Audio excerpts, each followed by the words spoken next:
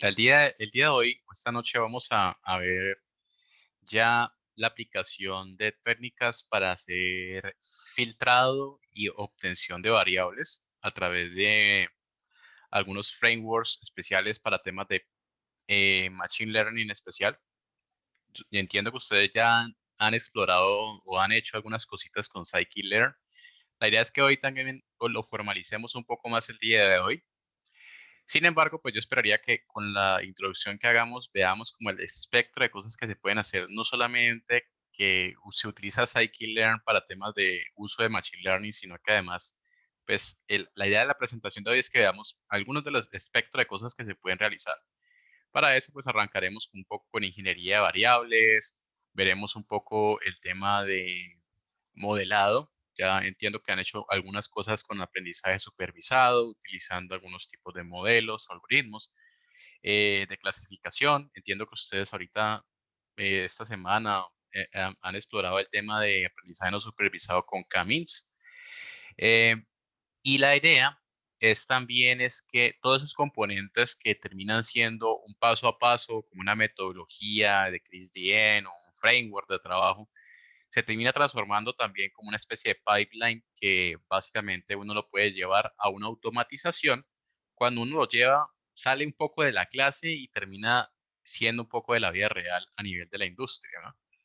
Entonces, para eso, esperaría que el tiempo nos alcanzara a introducir el tema de pipelines. Bueno, entonces, simplemente para alinearnos un poco, y es para que nos preparemos también para la próxima semana. La idea es que pues estas sesiones de laboratorio han sido un poco, pues, ¿cómo se le puede decir? Han sido muchas presentaciones, sin embargo, la otra semana es que sea un poco distinto, así como para variar un poco la cosa. Y la idea es que la próxima semana vamos a intentar, bueno, la idea es que ustedes resuelvan un reto específicamente de Kaggle. Todavía no lo tengo seleccionado, pero la idea es que este fin de semana lo voy a seleccionar. Y la idea es que la próxima semana, durante las 2 horas, pues ustedes apliquen parte de los conceptos que han obtenido durante las últimas semanas para intentar por lo menos hacer un Hello World en el mundo de Kaggle. Juega les da un resumen. Kaggle es simplemente la plataforma web que fue adquirida por Google hace algunos años, en la cual se mueve mucho el tema de ciencia de datos. Entonces ahí ustedes van a encontrar tutoriales, van a encontrar cursos, pero también van a encontrar el tema de las competencias. Entonces eso es, digamos que muy fructífero desde el punto de vista que lo pone, digamos, a prueba a todos, digamos, los desarrolladores, científicos, tanto académicos y la industria, pues a resolver una problemática que puede ser de la vida real. Y pues digamos que pueden obtener un reward o pues un premio, pues puede ser monetario, pero también de reconocimiento, ¿no?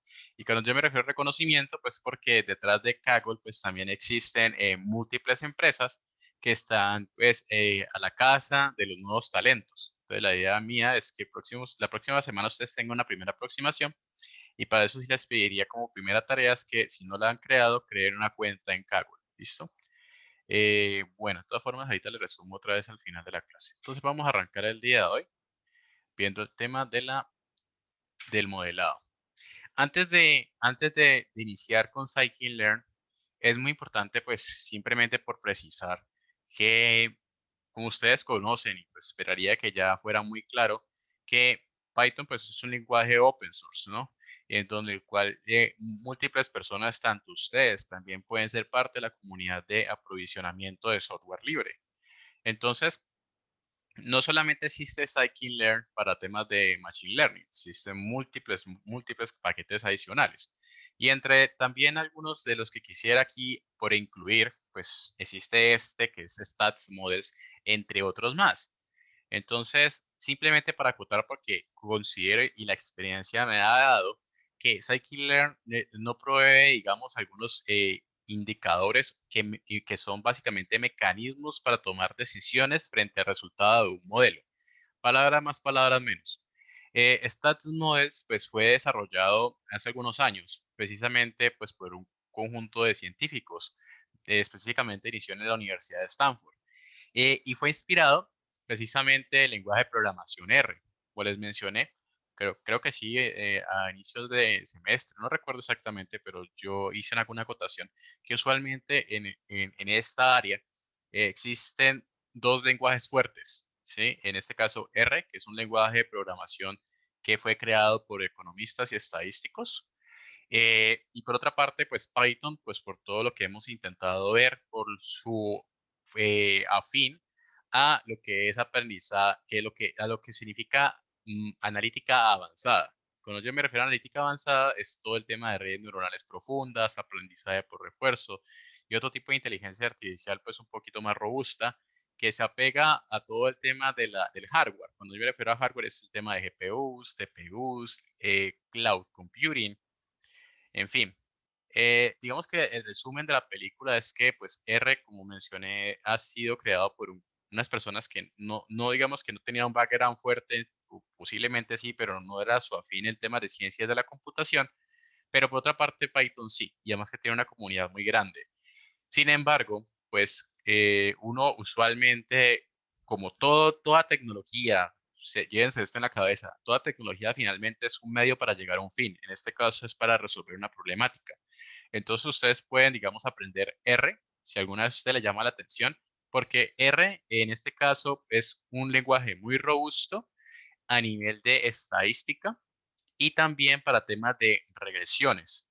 Entonces es por eso que en este caso Jonathan Taylor, entre otros científicos que después fueron alineándose al paquete de Stats Models, pues empezaron con base pues a algunas de las cosas que hacían falta en Python, pues empezaron a crear Stats Models para poder incorporar indicadores y modelos que en R ya estaban implementados y están muy bien definidos, como por ejemplo los modelos basados en regresión, los análisis de varianza, los análisis de serie los análisis de serie de tiempo, como por ejemplo el ARIMA, el VAR, entre otro tipo de modelos, y entre sí, entre otro tipo de características. Entonces, como les digo, vean Stat Models como una especie de otro set de herramientas que si alguna vez ustedes lo necesitan, por ejemplo, si alguna vez ustedes necesitan hacer una aplicación de alguna regresión, predicción básicamente cuantitativa o predicción a nivel de tiempo cuantitativo. Entonces, pues SAS Models puede ser una viabilidad que tal vez Scikit-Learn no les permita dar. Entonces, simplemente para acotar, por ejemplo, este tipo de indicadores como los que vemos aquí en pantalla, es precisamente lo que yo quiero pues acotar en lo que se puede realizar con Stats Models que en Scikit-Learn no los trae. Entonces, o que toca hacerlos a mano, ¿sí? Toca, digamos, programarlos, eso es lo que yo quiero decir. En cambio, en StatSmall ya viene todo el set programado. Entonces, simplemente que hay un ejemplo tenemos un modelo lineal. Veámoslo un poquito en el código. Denme un segundito. Yo cierro esto aquí. Entonces, ¿me confirman? ¿Están viendo mi Jupyter Notebook, por favor? Sí, profesor. Creo que sí. Listo. Bueno, no pasa nada. Entonces, aquí estoy importando entonces la librería Stats Models, como lo ven acá en pantalla. Entonces, muchas de las otras librerías que existen en Python, usualmente el API de Stats Models usualmente se le coloca el seudónimo o el alias de SM. Y a las fórmulas que hacen apego a stats models, o cuando yo me refiero a fórmulas, son por ejemplo a los modelos que vienen a los, más bien, a los algoritmos que vienen detrás para desarrollar los modelos, pues los podemos llamar como SMF, de fórmulas con la finalidad F. Entonces aquí, en estas líneas de código, lo que voy a hacer es como generar unos datos que me intenten representar a una fórmula de una regresión lineal. Entonces, ¿qué estoy haciendo acá? Entonces, simplemente en este método, lo que me va a permitir a mí es generar un conjunto de datos aleatorios que están generados, valga la redundancia, a partir de cómo se encuentran los parámetros de la media, la varianza y de cuántos datos yo quisiera generar. ¿Listo? Eso simplemente este método lo que me hace es generarme un conjunto de datos que están normalizados, que tienen un comportamiento normal. ¿Listo? Ahora, ¿qué quiero hacer? Esto, digamos que esto es muy importante que lo tengan presente. Creo que lo he mencionado un par de veces y tal vez Jairo también lo ha mencionado, pero es muy importante tenerlo muy en cuenta. Es que si ustedes saben La aleatoriedad en la ciencia de la computación parte de un punto fijo, como una especie de una semilla. Entonces, por ejemplo, el reloj de la computadora y entre otro tipo de variables que pueden, de hecho, ser a nivel de hardware y entre otras más. En este punto quiero llegar aquí es que ustedes a nivel de programación en Python también pueden definir la semilla o el punto de inicio para generar los números aleatorios. En este caso particularmente ustedes pueden, por ejemplo, pueden llamar a un método precisamente de NumPy. En este caso llamamos a random y definimos la semilla y un valor entero. En este caso puede ser cualquier tipo de número. Pero lo importante acá tener presente es que cuando yo defino el punto de inicio para poder, aquí yo estoy definiendo el punto de inicio para generar números con una especie de comportamiento aleatorio. ¿Qué quiere decir esto? ¿Qué quiere decir esto y por qué es importante? Y es que cuando yo empiece de aquí para adelante a hacer todo el proceso de ciencia de datos, si digamos hipotéticamente yo cambiara este punto de la semilla por otro valor, los números aleatorios también serían distintos. Es decir, cuando yo defino puntualmente, o más bien, discúlpeme la palabra, cuando yo tatúo, pues aquí en la piel del programa, es un número, una semilla definida, yo puedo en este caso reproducir los resultados, a pesar de que esté generando números aleatorios. Palabras más, palabras menos. Los números aleatorios que esté generando siempre van a ser los mismos a partir de la semilla que yo esté inicializando. ¿Listo? Entonces, pues es muy importante que lo tengan presente si ustedes quieren reproducir los resultados finales de sus modelos. ¿Qué quiere decir? Que si de pronto ustedes cambian la semilla, los resultados de los modelos van a variar.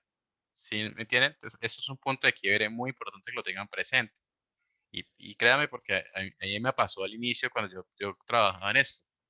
Ahora, lo que quiero hacer aquí es intentar hacer una representación de una regresión lineal, como la que tenemos acá en pantalla, donde va a tener un conjunto de variables que la vamos a llamar x, x sub 1, x sub 2, x sub 3. Y sobre cada una de esas variables voy a multiplicarlas, sus valores voy a multiplicarlos por unos betas, por beta 1, por beta 2 y por beta 3, como lo tenemos acá. ¿Sí? Y entonces, finalmente, voy a tomar ese resultado de esas multiplicaciones y esas sumas y voy a sumarlo por un conjunto de números que lo voy a llamar EPS. ¿Listo? Finalmente, con todo el resultado, voy a obtener un número que es en este caso la variable independiente del resultado. ¿Listo? Eso es un dato, va a ser cuantitativo. ¿Listo? Esta va a ser la función que voy a intentar representar. Listo. ¿Cómo lo voy a hacer? Voy entonces a crear para eso 100 dígitos, o más bien, no, discúlpeme, voy a crear en este caso 100 filas de números, ¿sí? En este caso, hagan de cuenta que ustedes tienen un dataset de 100 filas. Entonces, yo lo que estoy definiendo en este caso son n igual a 100 registros. Y lo que estoy creando acá en esta fila es simplemente, pues, es crear tres variables que van a tener 100 registros. Por eso ustedes ven acá que yo tengo una, uno, un parámetro, bueno, estoy llamando al método que tengo aquí que me genera los números. Y por acá tengo otra vez, lo vuelvo y lo llamo. Y acá vuelvo y lo llamo. Es decir, que aquí voy a crear una regla de un NumPy, donde va a tener en este caso dentro un espacio de 3 dimensiones adicionales. Entonces, es más, si lo ven aquí en la parte de acá abajo que yo lo estoy imprimiendo, noten entonces lo siguiente. Yo tengo yo voy a tener tres variables, que es lo que vemos acá, y cada variable va a tener 100 registros. Eso es palabras más, palabras menos lo que estoy intentando crear en el eje X. Bueno, en el conjunto de set de datos en X. ¿Listo? Ahora por este lado, simplemente estoy creando el conjunto de datos que voy a llamarlo EPS, que es este que tengo acá. Y esos datos pues van a ser 100, van a partir de un comportamiento de una media que arranca en 0 y van a tener una varianza de 0.1. ¿Listo? Ahora yo aquí defino los betas. Usualmente uno cuando hace análisis de regresión no lo intenta, en este caso es aproximar o predecir o ajustar los betas. En este caso particularmente yo los voy a definir en un principio, entonces yo ya los conozco, entonces por eso digamos yo los he casado acá. Y aquí, en el Y, como lo que tenemos acá, lo que simplemente he hecho es entonces de representar esta formulita que tengo acá arriba. Entonces, lo que estoy haciendo acá es hacer una multiplicación como lo que tenemos aquí, que es lo que hace np-dot. Entonces, el dot simplemente lo que hace es la multiplicación sobre vectores, en este caso del conjunto de variables en X, por los betas, que ya los tengo acá. ¿Listo? Y finalmente, pues lo sumo más EPS. ¿Listo? Entonces aquí palabra más, palabra menos. Aquí ya tengo esta representación de esta regresión lineal. Ahora, si lo vemos un poquito más a nivel visual, como lo que vemos acá en pantalla, entonces lo que tengo aquí simplemente es que vemos las tres variables, la variable 1, bueno, la variable 0, la variable 1 y la variable 2. Y pues como yo les había dicho, pues se generan los valores que son cuantitativos y pues ustedes ven visualmente que tienen un comportamiento normal, ¿no? Eso es lo que estamos evidenciando acá. Ahora, pues en esta parte lo que voy a hacer es simplemente llamar en este caso, a un algoritmo que es una regresión lineal de mínimos cuadrados, pues se llaman ordinaria, que hace parte de StatsModels. Entonces, si ustedes recuerdan, pues existen algoritmos de Machine Learning, como por ejemplo la regresión logística, los árboles de decisión, los Support Vector Machines, los K-vecinos cercanos, K-neighbors, entre otro tipo más. Entonces, en este caso particularmente estoy llamando de StatsModels este algoritmo, que es una regresión lineal de mínimos cuadrados. Listo. Entonces, para poder entonces crearla, entonces simplemente lo que voy a hacer es, voy a instanciar el modelo, como lo tenemos acá. Entonces, lo que le voy a pasar es la variable que quiero predecir, que es la Y, la variable objetivo, más, en este caso, los X que representan a los datos finales que son estos que tenemos acá visualmente, ¿no? Ahora, muy parecido a lo que vamos a hacer en Scikit-Learn, de hecho aquí se empiezan a alinear un poquito las cosas. Entonces, lo que voy a hacer es simplemente entrenar el modelo. Es decir, aquí arriba, en esta anterior línea, lo que simplemente he hecho era instanciarlo y ahora lo que quiero hacer es entrenar el modelo finalmente con los datos. Entonces, aquí lo que hago es un punto fit. ¿Listo? Ahora, ya con el resultado, digamos, del modelo ya creado, lo que me permite hacer ahora es obtener finalmente los resultados del modelo, o más bien los indicadores que me permitirían a mí interpretar cómo el modelo fue entrenado a partir de estos datos que hemos utilizado. ¿Listo? Entonces acá lo que tenemos son los conjuntos de indicadores como los que vemos acá en pantalla, como lo que podemos ver en este caso el R cuadrado, el R cuadrado ajustado y entre otro tipo de indicadores que pues pueden ser interesantes. ¿Listo? Entonces, hasta ahora voy a pegarme un poquito aquí, voy a continuar acá con la presentación simplemente para resaltarles acá, para que lo tengan acá presente. A ver, denme un segundo. Listo. Entonces, por este lado, si ustedes notan, tenemos dos indicadores, que es el R cuadrado y el R cuadrado ajustado. No sé si ustedes ya les han explicado en la clase de teoría, pero lo que básicamente el R cuadrado me permite interpretar es qué tan bueno ha sido el modelo en su entrenamiento a nivel de cómo se ha ajustado dependiendo a la varianza de los datos de predicción. Es decir, palabras más, palabras menos, como digamos, de hecho aquí lo pueden ver un poquito a nivel visual. Si ustedes notan, vean que acá tenemos los datos reales, que son de este color naranja, y por otra parte tenemos los datos de predicción, que son de estos datos azules. Y pues ustedes notan que existe de hecho un error, que básicamente es la distancia que representa a los dos resultados, ¿sí? Entonces, lo que simplemente me está notando acá es que el R cuadrado básicamente es cuánto en este caso del modelo realmente cuando se ha desarrollado, pues se permite ajustar a la realidad. Ahora, por este lado tenemos, ustedes notarán cómo se interpreta esto. Eh, en este caso, el indicador del R cuadrado podría ir entre 0 y 1.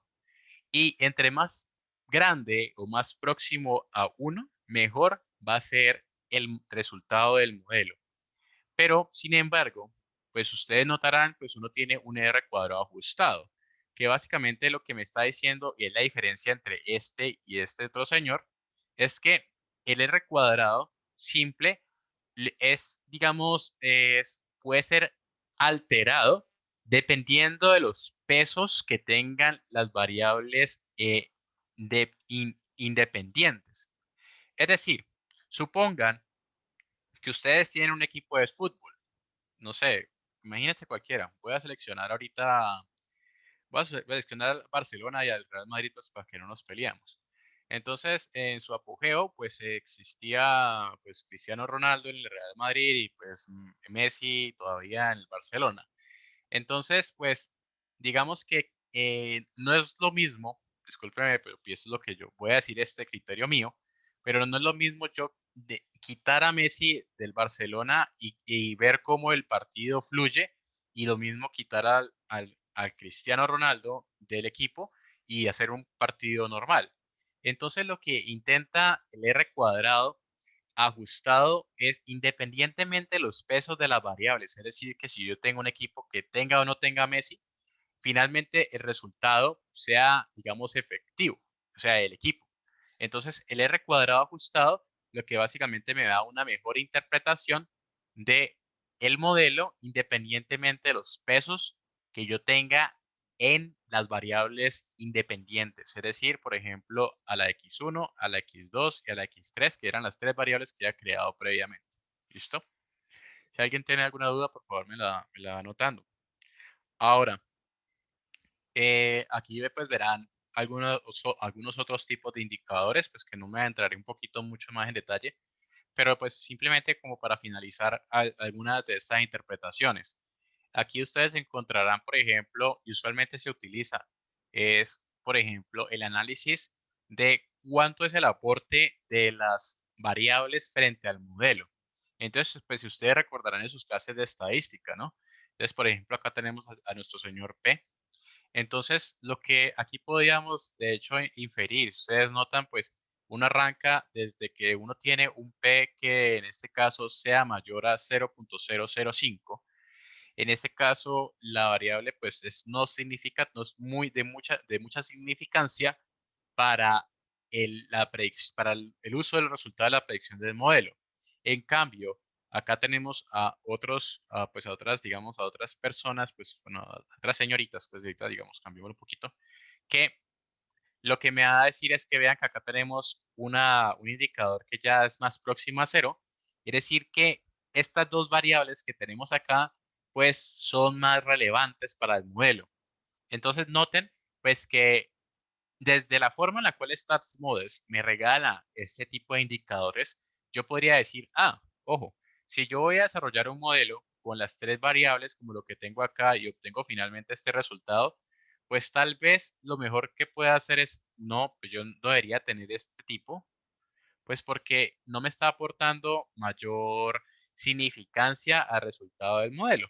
Y yo cuando me refiere puede, pues es porque yo siempre quedo con una acotación, es que posiblemente el negocio lo requiera, pero pues simplemente a nivel estadístico o a nivel, digamos, de datos, yo estoy tomando una decisión y es que, ¿y de qué me sirve esto? Primero, yo podría decir que los posiblemente resultados del modelo pueda mejorar o pueda ser igual tal vez, pero lo que sí es, puede que sí funcione, es que yo al no incluir una variable que no es muy significativa para los resultados, pues si esta variable tiene muchos datos, pues a nivel de computación, pues me estoy ahorrando espacio de memoria, me estoy ahorrando espacio o sea, uso de hardware, como por ejemplo la CPU, la RAM y así sucesivamente.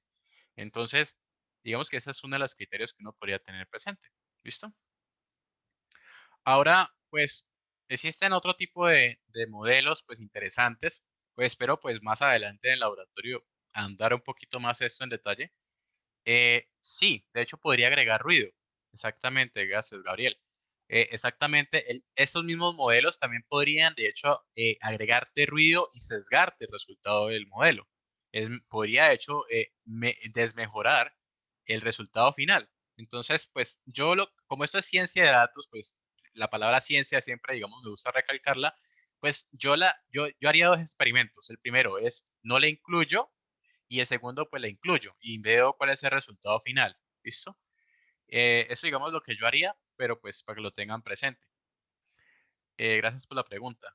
Ahora, ahora pues digamos acá tenemos la parte de las series temporales. Vean pues que Wally juega a Stats Smalls es muy fuerte frente a ese tipo de cosas.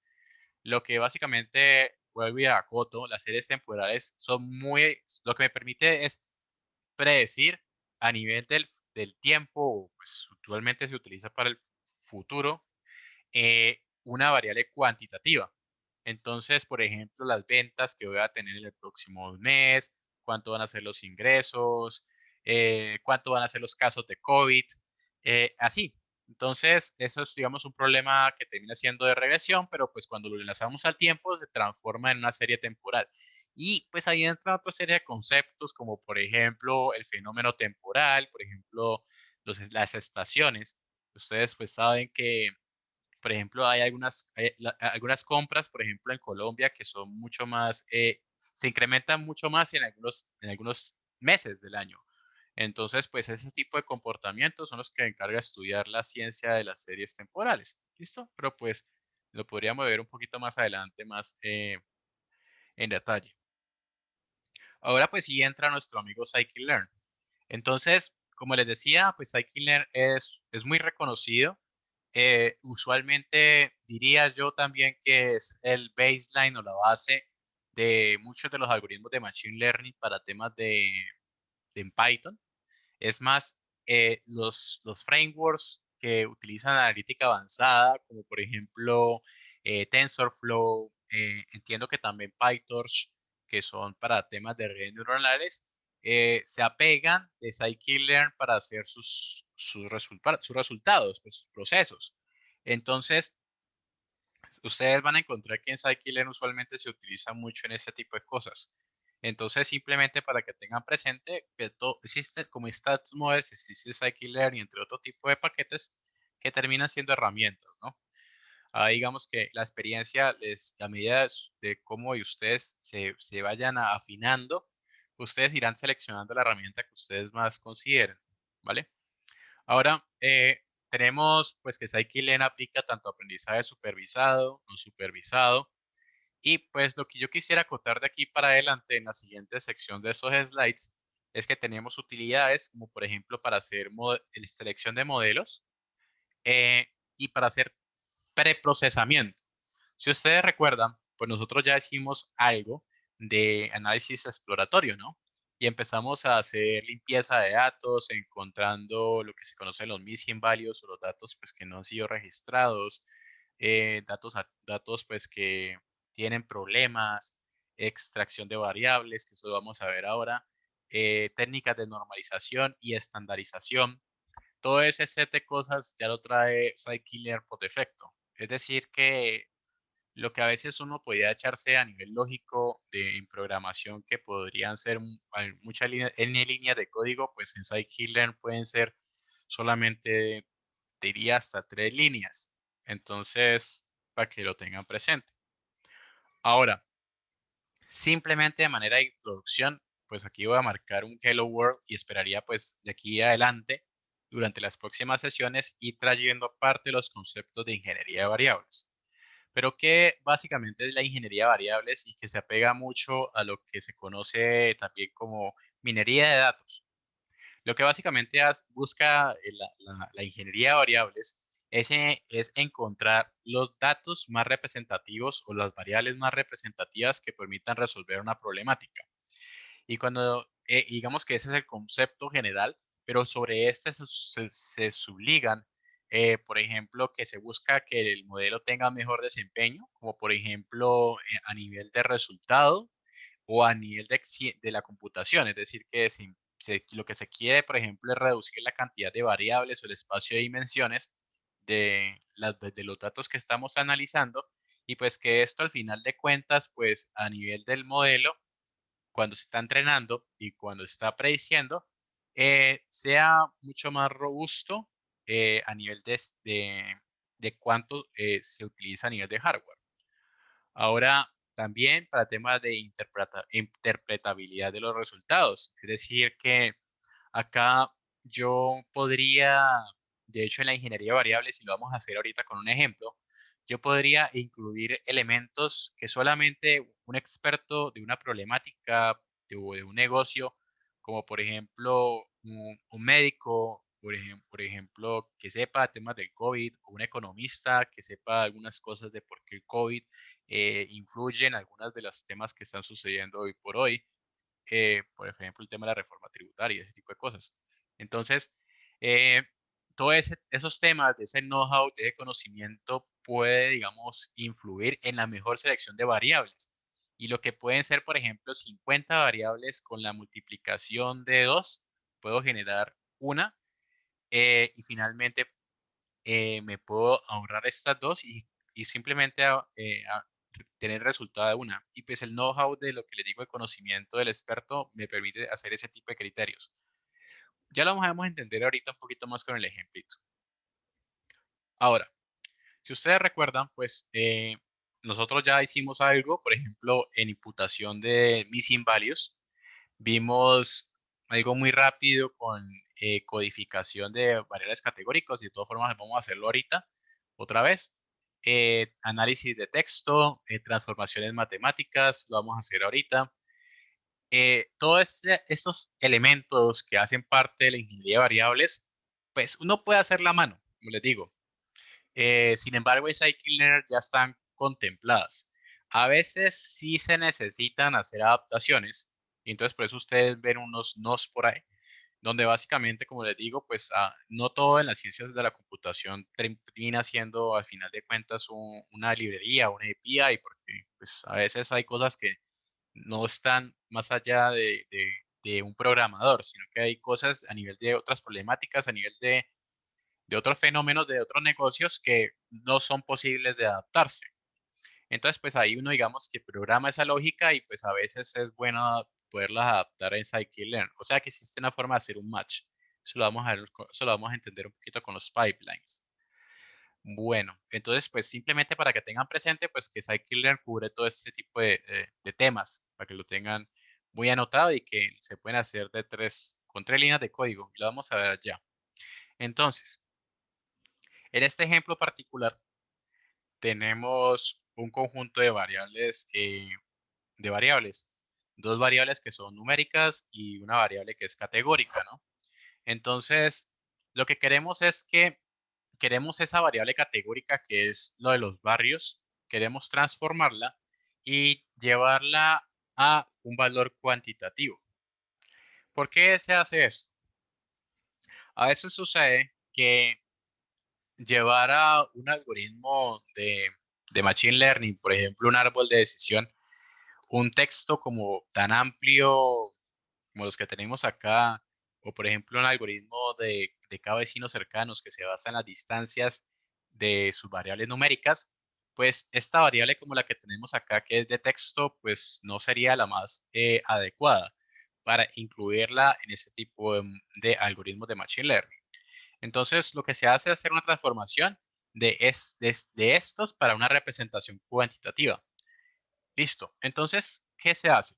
Lo primero, pues uno podría decir, bueno, pues podría codificar cada uno de los valores que tenemos acá, que pertenecen a la variable, por un valor numérico.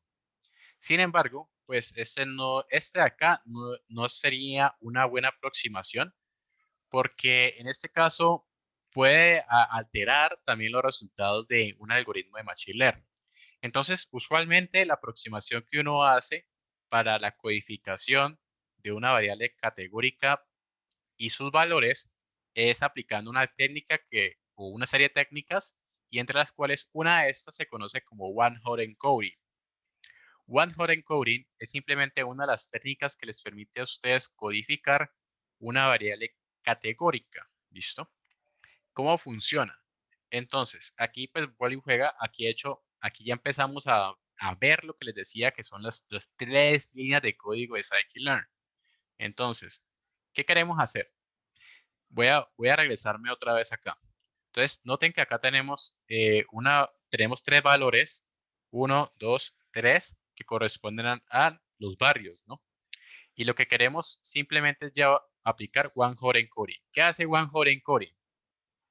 Lo que hace es que por cada uno de los valores de la variable, lo que va a hacer es crear, o sea, va a crear una columna por cada valor de la variable y el valor que tenga asignado le va a asignar un valor binario, es decir, un 0, un 1. Para decir palabras más, palabras menos. Si ustedes notan aquí tenemos el dataset ya transformado. Tenemos las dos variables que son las cuantitativas que previamente teníamos en el dataset. Y acá tenemos ya la variable que era la categórica, que es que lo que se hizo fue, pues, se eliminó, pero a su vez, bueno, digamos, bueno, se eliminó, no, se transformó. Se transformó donde sus valores básicamente ahorita son representados con tres columnas, si notan acá, ¿sí? Entonces, lo que me dice, la interpretación que me dice es esta tabla, es la siguiente. Es decir, que, por ejemplo, para el primer registro, pues, noten que, por ejemplo, ese primer registro, pues, sabemos que no hace parte o no es del barrio de Fremont, pero sí en este caso, y si tenemos un 1, pues en este caso el barrio es de Queen. Por otro lado, pues aquí tenemos un 0, es decir, que no hace parte de Waddingford. Y pues acá tendríamos los otros tipos de asignaciones. Y así sería por cada uno de los valores del dataset. Entonces, lo que me dice el 1 es básicamente es el valor donde ese es simplemente el valor que ha tomado esa variable con este valorcito que tenemos acá, por ejemplo. Y en este caso, pues sería, por ejemplo, estos dos que tenemos acá, pues sería para este Fremont, ¿no? ¿Listo? Ahora, bueno, teniendo esto presente, ¿cómo lo hacemos? Estas son las tres líneas de código que les mencionaba. ¿Qué se hace? Entonces, lo que hacemos es importar, por ejemplo, de Scikit-Learn, específicamente para este caso, existen muchos más, obviamente, pero vamos a ver algunos. Como les digo, esto es simplemente un concepto general. Entonces, lo que estoy haciendo acá es importar de Feature Extraction un método que se llama DiggVectorizer, ¿sí? Entonces, el DiggVectorizer lo que me permite hacer es la aplicación de whiteboard encoding, de lo que acabamos de hacer aquí. Lo que le estoy definiendo acá es que cuando ya he importado la librería, que sería el paso 1, después lo que hago es instanciarlo, que es el paso 2. Cuando yo me refiero a instanciar, es que en este caso creo la variable que llama en este caso la clase y empiezo a parametrizarlo. Cuando yo me refiero a este caso, estos dos parámetros que estoy definiendo aquí, es que yo quiero que el resultado sea de tipo entero y pues que los datos que no sean de tipo sparse, que es lo que estoy diciendo acá. Ahora va un tercer paso, que es el 3. ¿Listo? Y lo que se refiere al paso 3 es lo siguiente. Ya cuando ya tengo instanciado, voy a decir la palabra transformador, pues, digamos acá es el transformer, pues, no sé, transformador. Este transformador, lo que finalmente hago en el paso 3 es lo siguiente, y téngalo muy presente.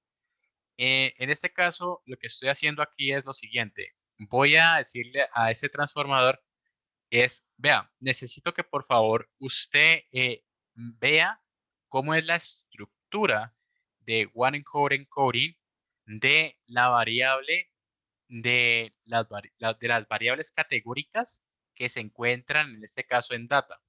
¿Sí? Eso es lo que estoy haciendo con solamente el fit. Y cuando se le agrega esta segunda parte que es transform, y ya les voy a decir por qué es importante, es que instantáneamente él se va a construir con el fit. Voy a agregarle aquí un 1 y él va a aplicarle a los datos la transformación. Es decir, se construye y a su vez lo aplica. Por eso se llama fit raya al piso transform. ¿Listo? Entonces el resultado final que yo obtenga ya son los datos como lo tengo acá en pantalla. ¿Por qué estoy haciendo una aclaración aquí? Porque a mí me ha pasado, al amigo de un amigo le ha pasado, y lo tengan acá presente, es que dentro de los métodos, y ahorita lo vemos un poquito en el código, existe también, uno podría decir, no sean 3 pasos, sean, por ejemplo, 4 pasos. Entonces, en vez de tener el back.fit raya al piso transform, yo podría tener solamente el punto fit, como lo tenemos acá. Es decir, que ese transform se me va. Y lo que me haría lo que me arrojaría, disculpen, me voy a hacerlo aquí para ahorrarme un poquito el espacio acá a la izquierda, pero lo que me haría este fit transform, este back.fit es simplemente darme el transformador lo que les estoy intentando decir, ¿sí? Que este transformador va a entender cómo han sido el Warren Howard coding con base a las variables categóricas que yo tengo en el dataset. Es decir, por ejemplo, para este caso particular, para estos tres valores, ¿sí? Es decir, que este TR lo que va a entender es solamente el Warren encoding para esos tres valores, ¿listo?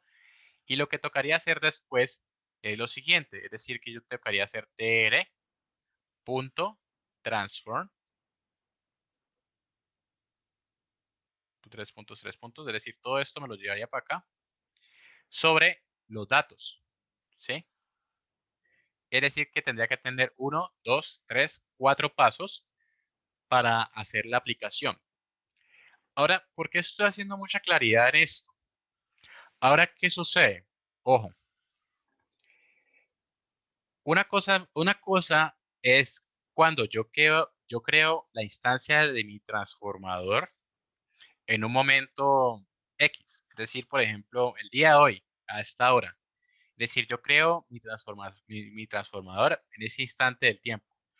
Pero digamos hipotéticamente, el día de mañana, el dataset, en vez de tener uno, 2, 3 valores, se incrementa a 5 valores. Es decir, que se agregaron dos nuevos barrios. Si yo utilizo ese transformador que lo creé ayer con el dataset nuevo el día de mañana, esto que yo tenga acá se me va a estallar. Como decían pues algunos estudiantes míos, pues se va a petar.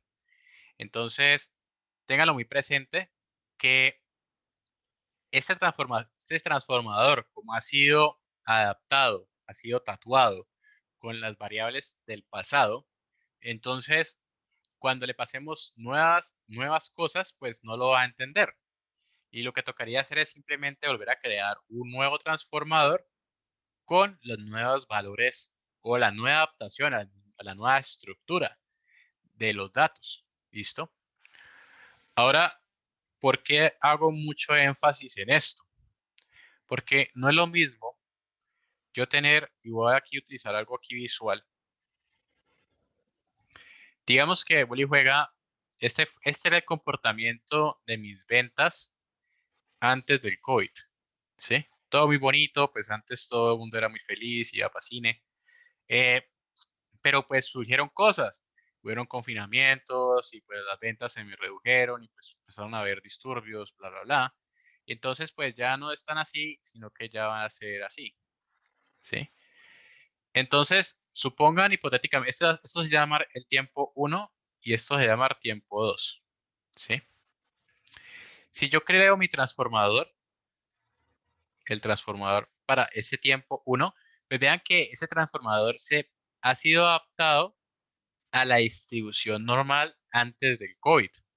Pero si yo me llevo ese transformador al, después del COVID, vean que este comportamiento que antes era muy bonito, pues ya o sea, lo que me implicaría, de hecho, voy a utilizar la palabra, me implicaría un ruido a su vez sobre los datos que tengo nuevos. Porque vean que, por ejemplo, los rangos que tengo acá posiblemente sean distintos a los que yo tenga acá. La media también va a ser distinta, ¿sí? Entonces, tengan muy presente que no es muy adecuado, o tengan muy presente que el transformador, cuando ustedes lo creen, eh, cuando lo vayan a aplicar a nuevos set de datos y siempre evalúen que ese nuevo set de datos tenga el mismo comportamiento cuando fue creado el transformador. ¿Listo? Ahora, caso particular solamente para One Hot Encoding. Si ustedes notan, vean que se han creado nuevas columnas, ¿no? Que dependen de la cantidad de valores de la variable categórica. Este tipo de técnicas, pues no es muy recomendable cuando ustedes tienen, por ejemplo, muchos valores sobre la variable categórica, como por ejemplo los nombres entonces, de una persona. Entonces, pues digamos que ahí tengan muy presente porque el espacio de dimensiones pues se les va a volver muy grande por el número de valores que ustedes llegan a tener. ¿Listo? Ahora, pues existen también otros métodos para aplicar a One-Hot Encoding. Sin embargo, va a tener el mismo resultado. Saben que el resultado es el que tenemos acá en pantalla, acá en esta matriz. Pero ustedes pueden realizar One-Hot Encoding, por ejemplo, utilizando este método que tenemos acá, que es One-Hot Encoder o el Feature Hasher, ¿sí? O el Dict Vectorizer, como lo acabamos de hacer. Independientemente, lo que importa acá es cómo yo transformo las variables categóricas en variables cuantitativas. ¿Listo? Ambas tres herramientas les funciona y están en Scikit-Learn. Esa es, digamos que la conclusión grande que quisiera anotar. Ahora, incluyamos otra. Transformación de variables que se basan en texto. Ahora, ustedes conocen que, por ejemplo, cuando uno puede hacer análisis de documentos. Por ejemplo, no sé si a ustedes les ha pasado, pues cuando ustedes están, por ejemplo, escribiendo un correo electrónico en Gmail, no sé si a ustedes les ha pasado que el mismo correo electrónico de Gmail ya ahorita a ustedes les recomienda esa palabra, ¿no? Eh, como autocompletarse. De hecho, todo ese tema de todo el tema de detrás, la ciencia que hay detrás de texto, pues se llama procesamiento natural de lenguajes. Entonces, lo que se intenta hacer, pues, como las palabras son básicamente, pues, son caracteres compuestos que pueden implicar ciertos problemas en tiempos a nivel de computación. Lo que se intenta es, en este caso, subtraer esa problemática contextual de la cantidad de caracteres que puede tener un texto y representarlo con un valor numérico, que es mucho más sencillo de operar, ¿no? Pues ustedes si recuerdan, la CPU básicamente es un operador, ¿no? Un operador lógico. Entonces, lo que se intenta es simplemente llevar esto también a una representación cuantitativa. Ahora, ¿cómo se hace? En este caso, lo que tenemos aquí es un conjunto, supongan simplemente que estos son un conjunto de documentos.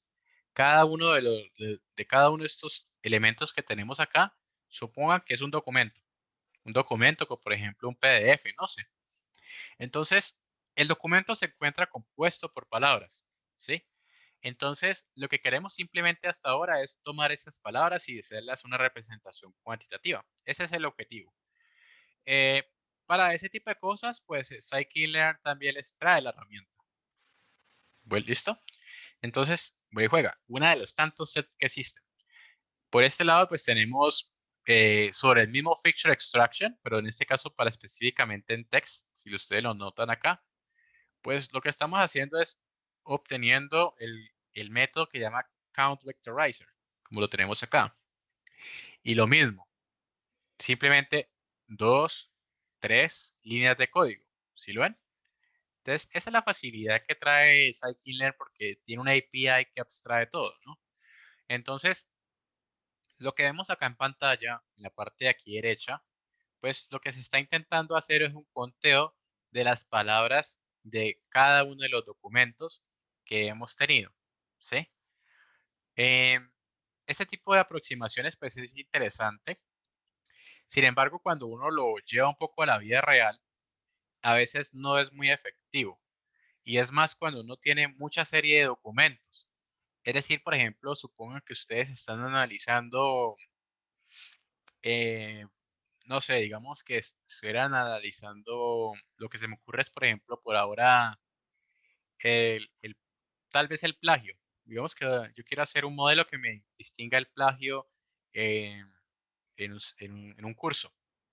Entonces, usualmente, pues yo podría decir, bueno, listo, pues yo puedo crear un modelo que a partir de la frecuencia de las palabras que yo tengo en un documento, pues puedo inferir si en este caso existe la posibilidad que tenga un documento que sea plagiado. Es decir, que si existe una similitud entre varios documentos que tengan las mismas palabras, ¿sí? Entonces, eso puede ser una aproximación, ¿no?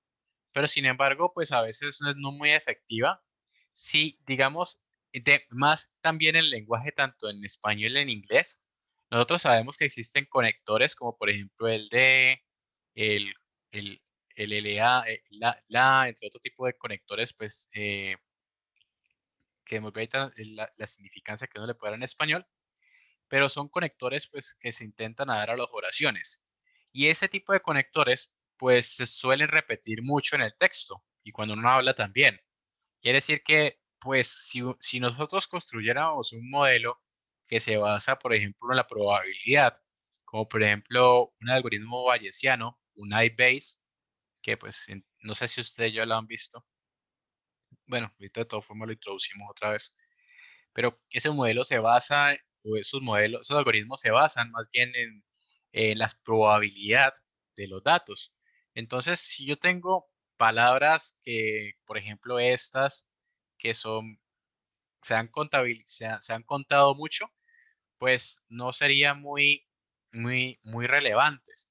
Y el algoritmo podría estar también, voy a utilizar, sería un ruido también para el resultado del modelo. Entonces, existe otra aproximación que en vez de contabilizar las palabras, lo que uno puede hacer es más bien, ojo, yo quiero contabilizar, yo sí quiero contar las palabras, pero no solamente contarlas, yo quiero saber es de cuántas veces esa palabra o esas palabras han aparecido, pero también sobre todos los documentos que yo he analizado. ¿Sí? No solamente en uno. Yo quiero ver cuánto es la probabilidad de que una palabra aparezca en todos los documentos.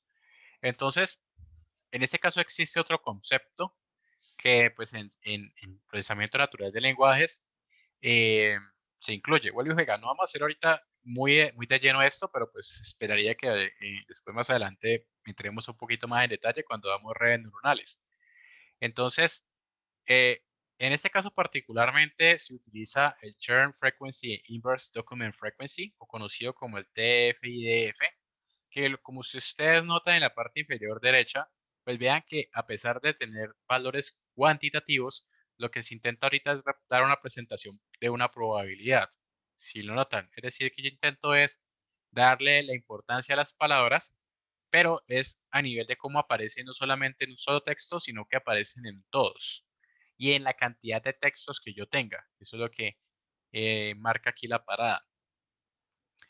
Y vuelve, pues aquí digamos que aparece los tres líneas de código. Acá pues tengo una cuarta, ¿no? Pero eso es simplemente porque estoy llamando a pandas. Entonces, lo que estamos utilizando aquí es este método que se llama TF-IDF, que pues corresponde a esta significancia que tenemos acá, Vectorizer. Y pues lo mismo, fit transform, y finalmente les da este resultado. ¿Listo? Lo que tengo acá en la parte del data frame es simplemente que este resultado que me da el fit transform discúlpeme, es un array, y lo que quiero hacer es simplemente representarlo para que pues cuando yo lo lleve cuando yo lo lleve a un formato de data frame en pandas, como lo tenemos acá en pantalla, acá al lado derecho, pues lo comprenda. Y por este lado, pues lo que se hace, aquí hay un método que se llama get rayal piso feature rayal piso names, que lo que hace es simplemente es que a la transformación de las variables que se le haya realizado, pues me va a dar los valores. Es decir, pues ustedes notan, pues aquí se creó una columna que corresponde a cada una de las palabras, ¿no? Eso es lo que hace get feature names que tenemos acá. ¿Listo? Eso pues digamos que es lo que quería hacer. Otro concepto de ingeniería de variables. Vuelve y juega, es este código todo este código que está aquí en este material de diapositivas está en Moodle. Pues voy a pasar más bien en las diapositivas y pues sin embargo, pues, si quieren al final podemos ejecutarlo, pero todo estos insumos de este gráfico, pues todo están en el Jupyter, que ustedes ya tienen acceso. Entendamos básicamente ese concepto de cómo aplicar este tipo de cosas para las problemáticas que estoy intentando resolver. Ahora, variables derivadas. Este es otro tema también interesante que tengan presente. En este caso particular, si ustedes notan en este gráfico, pues nosotros tenemos un conjunto de puntos sobre el eje X y sobre el eje Y, ¿no? Entonces, lo que se ha hecho es que, si ustedes notan en la parte de aquí, pues ya en el código, lo que he hecho es crear pues un array que está compuesto de 1, 2, 3, 4, 5 dígitos en el eje X, que son los que están aquí, y su correspondencia sobre el eje Y. Es por eso pues que tenemos acá todos estos datos un poquito, tal vez un poco dispersos. Finalmente, pues lo que hago es plotearlo como un gráfico de puntos. ¿Listo? Es lo que estoy haciendo acá. ¿Vale? Entonces, lo que, lo que quiero demostrarles sobre este ejemplo que se llama variables derivadas es cómo yo puedo intentar aplicar funciones matemáticas a variables cuantitativas para crear representación de nuevas variables cuantitativas. Entonces, veámoslo aquí un poquito alineado con el ejemplo. ¿Qué quiero hacer?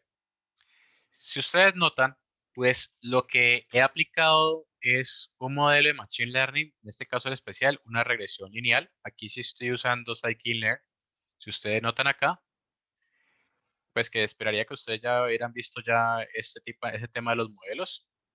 Entonces lo que estoy haciendo aquí es simplemente importando una regresión lineal. ¿Listo? Lo que quiero que se lleven de aquí es lo siguiente. Noten que cuando yo hago una regresión lineal simple con los datos en la posición X y en la posición Y, que como ustedes, vuelvo y juega, me regreso, son estos dos que tengo acá. Noten que pues lo que él hace simplemente es puff, eh, colocar una línea recta, ¿no? Dependiendo de cómo, digamos, sean los datos o más bien la resta de los valores de estas distancias que tenemos acá, ¿sí? Es decir, entre este y este, entre este y este, entre este y este y este acá. Eso es lo que se ha hecho. Ahora, pues, pues así como vemos los datos y referente al modelo, como lo tenemos acá, pues ustedes, pues podría meter yo las manos en el fuego que el error cuadrático medio, es decir, el error de la suma de esta distancia, de esta distancia, de esta distancia, de esta distancia, de esta distancia, pues va a ser muy alto, porque noten pues que el modelo no pasa realmente por estos datos, ¿no? Vean. Entonces, pues vean que ese modelo pues no es el más óptimo. Ahora, Ahora aquí sí entra el concepto de lo que quería anotarles, que es la aplicación de variables derivadas. Entonces, lo que quiero hacer es simplemente es que vamos a tomar el valor en la variable x, que es esta que tenemos acá, y el resultado de la variable y, que es la predictora. Y lo que, si ustedes notan, aquí rápidamente a nivel visual, pues podría esto representarme a un polinomio, ¿no? Entonces, veámoslo aquí. Existe pues un método también método también en preprocessing de scikit-learn. Este es uno de tantos, como les digo. Y lo que intenta en este caso el polynomial features es crear nuevas variables que van a representar una función que va a tener un grado de un polinomio. Entonces, lo que le estoy haciendo acá, vuelvo y juega, son 3 líneas de código, ¿sí? 1, 2 y 3 aquí, estas que tenemos acá. Entonces, lo que se ha hecho es simplemente es que voy a instanciar un transformador de polynomial features que pues estos van a ser los parámetros. Va a tener en este caso un degree de 3, en este caso una distancia de 3 y voy a incluir y no necesito que me incluya ningún bias. Independientemente, pues ustedes si desean pueden investigar un poco más en el API de los hiperparámetros. Esto depende pues ustedes cómo vean la función frente a los datos, pero esto lo pueden adaptar. Para este caso particular, pues yo he tomado 3, ustedes pueden seleccionar 2, entre otro tipo de datos cuantitativos, que ustedes crean que mejor se ajuste. Cuando yo me refiero a mejor se ajuste es referente al resultado final que ya voy a introducir. Entonces, ¿cuál es ese resultado final? Si ustedes notan, pues yo estoy haciendo lo mismo que hice a nivel del entrenamiento del modelo anterior de regresión lineal, pero con la diferencia que yo he pasado un nuevo dataset que ha sido transformado a través de la aplicación de la creación de nuevas variables a nivel de polinómicas.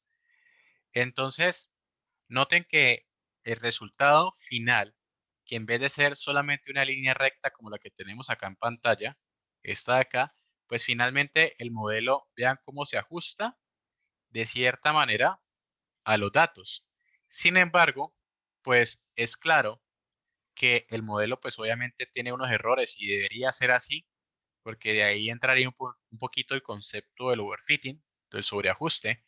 Pues ustedes notan, vean que aquí de hecho todavía hay aquí un error aquí encima.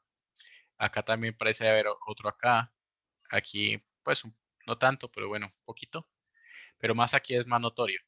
Entonces, no es que se esté casando normal con todos los datos, pero sin embargo vean que el modelo es un poco más ajustado a, a la realidad de la información. Entonces, el error es básicamente, el error se ha introducido bastante frente a los datos que estamos analizando. ¿Listo? Y esto lo hemos hecho a través de la aplicación de variables derivadas. ¿Listo? Esa es otra de las aproximaciones. Imputación de valores perdidos. Entonces, lo que tenemos acá es simplemente es el siguiente concepto. Tenemos imputación de variables perdidos, que esto de hecho ya lo vimos en clases anteriores, donde simplemente lo que tenemos acá es que es otra de las técnicas que Scikit-Learn ya nos trae. Si ustedes recuerdan, pues nosotros lo hicimos a mano, con pandas, hacíamos a filtrado de NAs, los borramos, los cambiamos. Si ustedes notan aquí con Scikit-Learn, pues vuelve y juega, entran las tres líneas de código que están acá. Y lo que se está haciendo es lo siguiente. Tenemos acá un array que tiene NAs. Por eso aquí está uno, aquí hay dos, como notan acá en pantalla. Y lo que simplemente se ha hecho es que se ha llamado al método que llama Simple Imputer, como lo tenemos aquí. Y lo que me permite a mí hacer la aplicación de este método es, es buscar, por ejemplo, en este caso particular, como yo lo estoy parametrizando aquí, búsqueme todos los tipos NAs y me permite a mí definir una estrategia. Es decir, pues ustedes recuerdan, pues uno puede imputar, por ejemplo, si son datos numéricos, yo podría imputar, por ejemplo, con la media, con la moda, con la mediana, entre otros tipos de estadísticos descriptivos, entre otro tipo de técnicas adicionales que esperaría que a medida que estemos avanzando en el laboratorio veamos más. Pero aquí simplemente lo que estoy haciendo es imputando con la media de los datos. ¿Listo? Entonces, se crea el transformador, finalmente se aplica y obtenemos el resultado. Aquí pues van a encontrar otros tipos de técnicas adicionales, pues si ustedes pueden adentrarse, hay mucha información adicional. Pero vea, al final de cuentas el resultado es simplemente que estos valores pues se cambian con los valores de la media. Eso es cuando ya uno tiene este valor x2. ¿Listo? Pues no creo que sea necesario ejecutarlo. Este sí, veamos un ejemplo.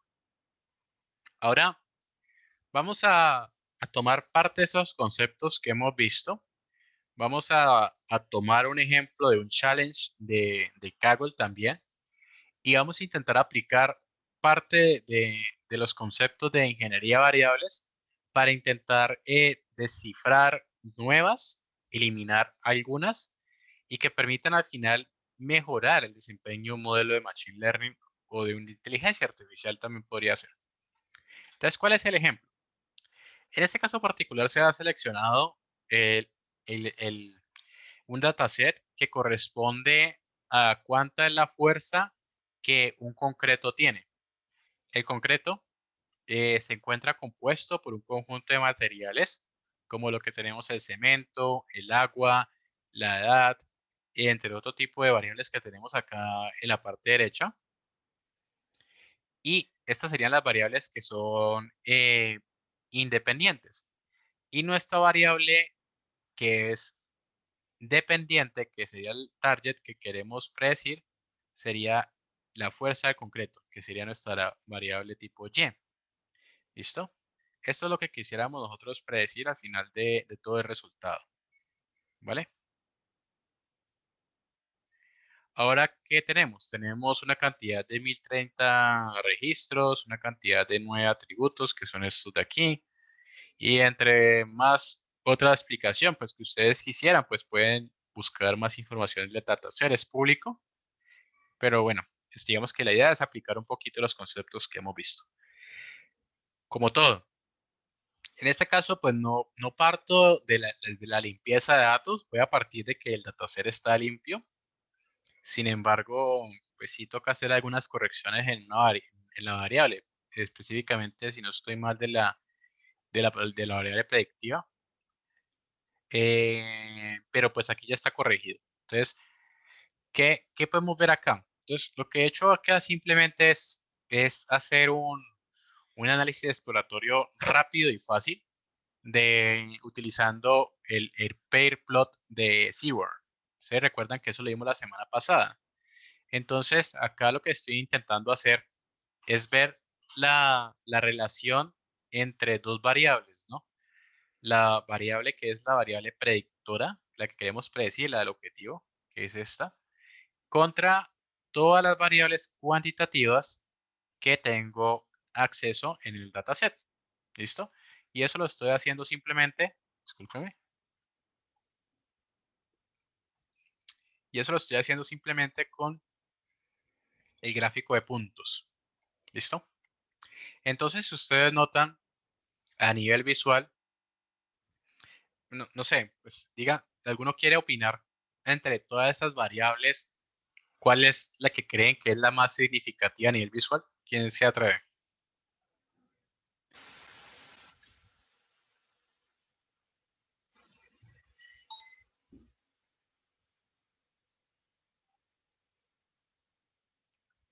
El cemento y la edad. Exactamente, Gabriel, sí, son esas dos. Te voy a apoyar ahí un poquito. Pero exactamente son esas dos. En principio, el cemento sí es una variable visualmente que es interesante, porque si ustedes notan, vean que al parecer existe como un comportamiento que puede estar correlacionado a nivel positivamente. Pero vean que parece ser que a medida que el cemento aumenta, el grado de fuerza de la variable, que es la que queremos predecir, también aumenta. Es decir, que podría tener una correlación positiva. Sin embargo, las otras variables, como las que tenemos acá, como es esta, como es esta y esta, vean que los datos se encuentran muy dispersos, ¿sí? Por ejemplo, esta es muy clara. Que vean que cómo los datos empiezan a variar desde esta franja a esta franja y empiezan a estar muy dispersos por todo el mapa. Es decir, que tienen una varianza muy alta. Pero por otro lado, tenemos pues la edad, que y sin embargo, pues considero yo que este gráfico de puntos pues no hace ver muy visualmente la variable y su significancia. Sin embargo, pues porque la variable pues es una variable cuantitativa que no es continua, es por eso. Es decir, que el gráfico de puntos no es muy adecuado para hacer el mapeo contra esta variable. Pero sin embargo, pues esta sí es una variable significativa que ya vamos a ver cómo impacta en el modelo finalmente. Entonces, ¿qué tenemos acá? Lo que he hecho es simplemente un zoom, muy parecido a lo que hicimos con el análisis exploratorio la semana antes de Semana Santa. Entonces, lo que he tomado es la variable la variable objetivo, que está en el eje Y, y el cemento, que es la que queremos ahora predecir. He utilizado, este es otro de los métodos que existen en Seaborn, ¿no? Pero finalmente siempre es un gráfico de puntos el detrás, esto es un scatter plot en el nombre inglés, pero pueden ya hacerlo también con rel plot, es decir, que esa es otra de las formas de hacerlo. Pero finalmente el rel plot lo que permite es incluir varias variables sobre un mismo plano, apalancándose de la parte estética. Por ejemplo, el color, el tamaño de los puntos, los tipos de figuras. Entonces, lo que he hecho acá simplemente es que simplemente hice un zoom de esta figura que tenemos aquí.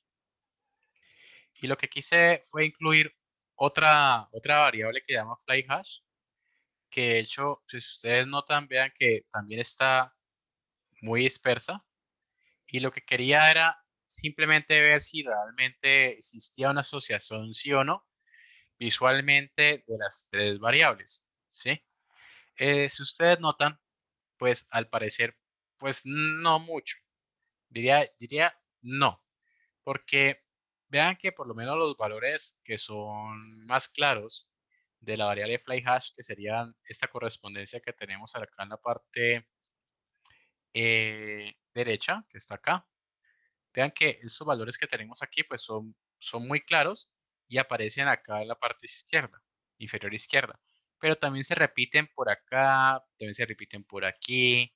Y pues también los oscuros pues también empiezan a centrarse por acá cerca de los azules claros. Entonces vean que pues realmente la combinación de las tres variables tal vez para un modelo no sea muy significativa o también como decía Gabriel podría generar ruido. Entonces, más bien apliquemos una técnica adicional que me permita aprovechar estas variables, como por ejemplo el agua, la que tenemos acá, combinada un poco con el cemento, que es significativa, y entre otras más, para ver si haciendo una combinación entre estas variables, yo puedo generar nuevas que sean más significativas. Entonces, lo que vamos a hacer, primero vamos a hacer lo siguiente, antes de pasar a la actividad que les mencioné. Pues primero voy a, voy a crear un modelo que es un tipo random forest. Entiendo que todavía no se los han explicado. Me corrigen si no se los han explicado, por favor. Em, pero entiendo pues que el concepto de random forest todavía no se los han explicado. Voy a explicarlo aquí Pues de rápidamente. momento no lo han introducido, profe.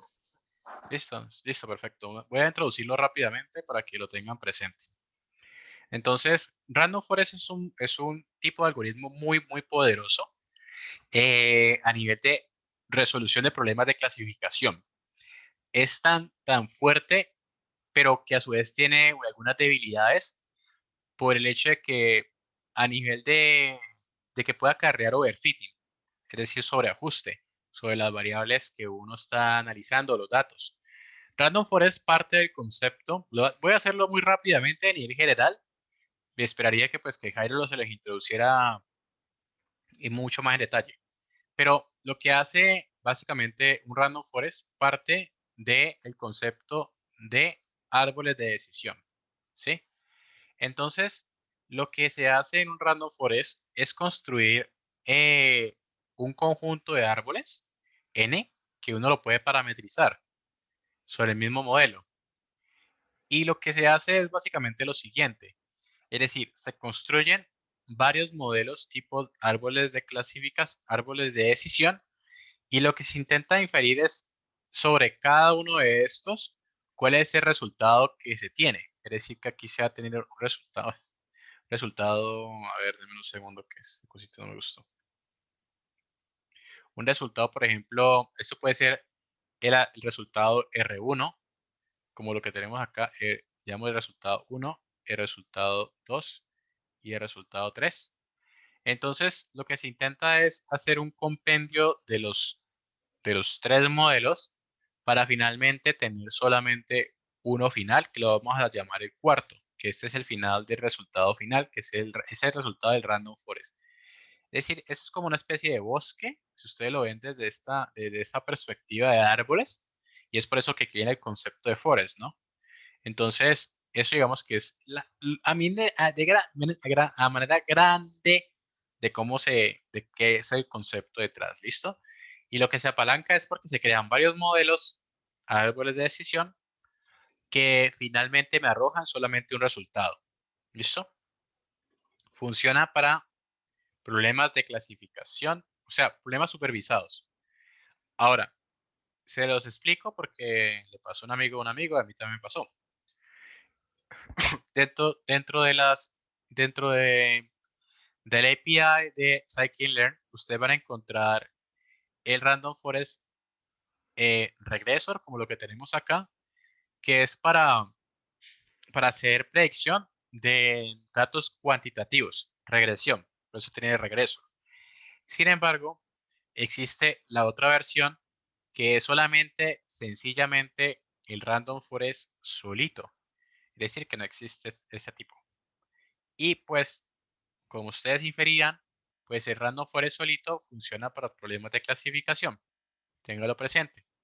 No es lo mismo si yo utilizo el random forest para resolver, así como está aquí, así, para yo resolver un problema de cuantitativo, porque pues para eso existe el random forest regressor, como el que yo estoy utilizando aquí. Créame porque a mí me ha pasado. Entonces, a veces uno se le olvida que existen las dos, las dos tipos. Ahora, ¿qué estoy haciendo acá?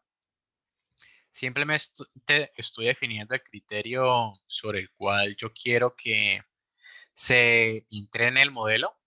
Este es un criterio que permite reducir el error dentro de la predicción. Este es un criterio pues, que esperaría que usted lo viera mucho más en detalle en el teórico, pues se llama el MAE, que es simplemente la reducción del error cuadrático medio.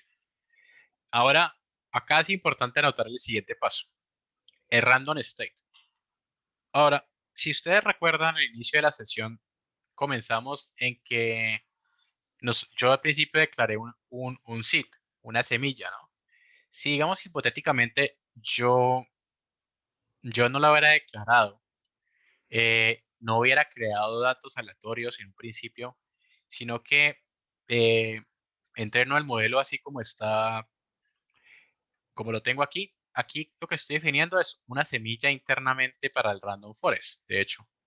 Entonces, eso lo que me define es una semilla también adicional sobre el modelo que yo vaya a crear. Eso lo permite hacer el random raya al piso state. Y eso lo van a encontrar en todos los algoritmos de Scikit-Learn que llegan a encontrar para temas de Machine Learning. ¿Listo? Para que lo tengan presente. Sin embargo, si ustedes utilizan el punto .sit, también va a funcionar. ¿Listo? Bueno, por esta parte tenemos una línea de código, pues que entiendo que ustedes les van a explicar mucho más en detalle, pero pues me tomo el atrevimiento de introducirla acá rápidamente. Después voy a volver a entrarme a este concepto. Pero esto es una forma para hacer entrenamiento y validación de un modelo de Machine Learning. Se llama validación cruzada o cross validation, también conocido en inglés. Entonces, esta es una forma de entrenar y validar un modelo. En nivel teórico, pues ustedes lo van a ver mucho más en detalle, pero pues de manera general lo que se hace es el cross validación, la validación cruzada, es tomar segmentos de un dataset. Supongan que ustedes tienen un dataset grande como lo que tenemos acá y lo que se intenta es submuestrear pedazos eh, para tomar uno para entrenamiento, por ejemplo, el resto para testing. Lo que se intenta es submuestrear el dataset completo para poder crear varios modelos con submuestreos. Es decir, que por ejemplo, digamos que hipotéticamente este es solamente una validación. Eso lo van a explicar mucho más detalle, pero voy a hacerlo aquí rápidamente. Ese es entrenamiento, ese es testing, ¿no? Entonces, yo he creado un modelo 1 de este conjunto que tengo acá. Lo que voy a hacer aquí, al siguiente, voy a submuestrear un siguiente pedazo, que es este. Y este segundo pedazo lo voy a utilizar para entrenamiento. Y este segundo pedazo para testing. ¿Sí? De hecho, está un poco mal representado.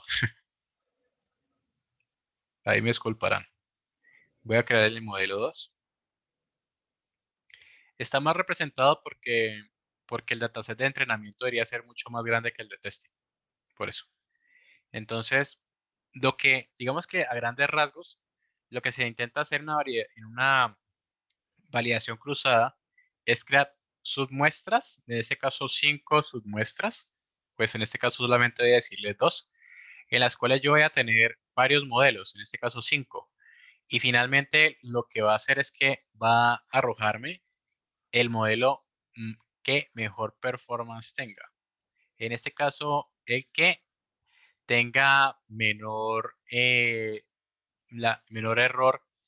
en este caso, menor error que tenemos acá. ¿Listo? Es por eso estoy definiendo con este scoring. ¿Vale? Ahora, eso igual lo van a ver mucho más en detalle a nivel teórico, pero digamos que eso a nivel general es lo que se quiere lograr. ¿Qué estoy haciendo después en las siguientes dos líneas? Simplemente es que estoy obteniendo el indicador del MAE, que de hecho es este que tenemos acá, que me define es el error cuadrático medio de el modelo que he creado. Entre más pequeño sea este error, mejor va a ser el resultado del modelo que, de regresión que yo quiera hacer. Entonces, en este caso particular del random forest, ¿no? Pues es un random forest para un problema de regresión. ¿Listo? Entonces, yo lo que quiero, ojo, lo que quiero como científico de datos o ingeniero de machine learning es intentar reducir este error, ¿vale? Ese es mi objetivo, ese es mi horizonte. Entonces, lo que quiero hacer es utilizando un poco lo que de hecho Gabriel nos mencionó, utilizando solamente una que otra variable, aplicando otra técnica que les voy a mostrar ya, pues intentar mejorar el performance del modelo. Es decir, reducir este error. Eso es lo que quiero lograr. ¿Qué voy a hacer? Voy a pegarme del conocimiento del negocio, de alguien que sepa en este caso del uso del cemento, de cómo se conforma. Voy a pegarme del conocimiento que él tenga y que me explique que existe ciertas relaciones a nivel de los materiales, ¿sí?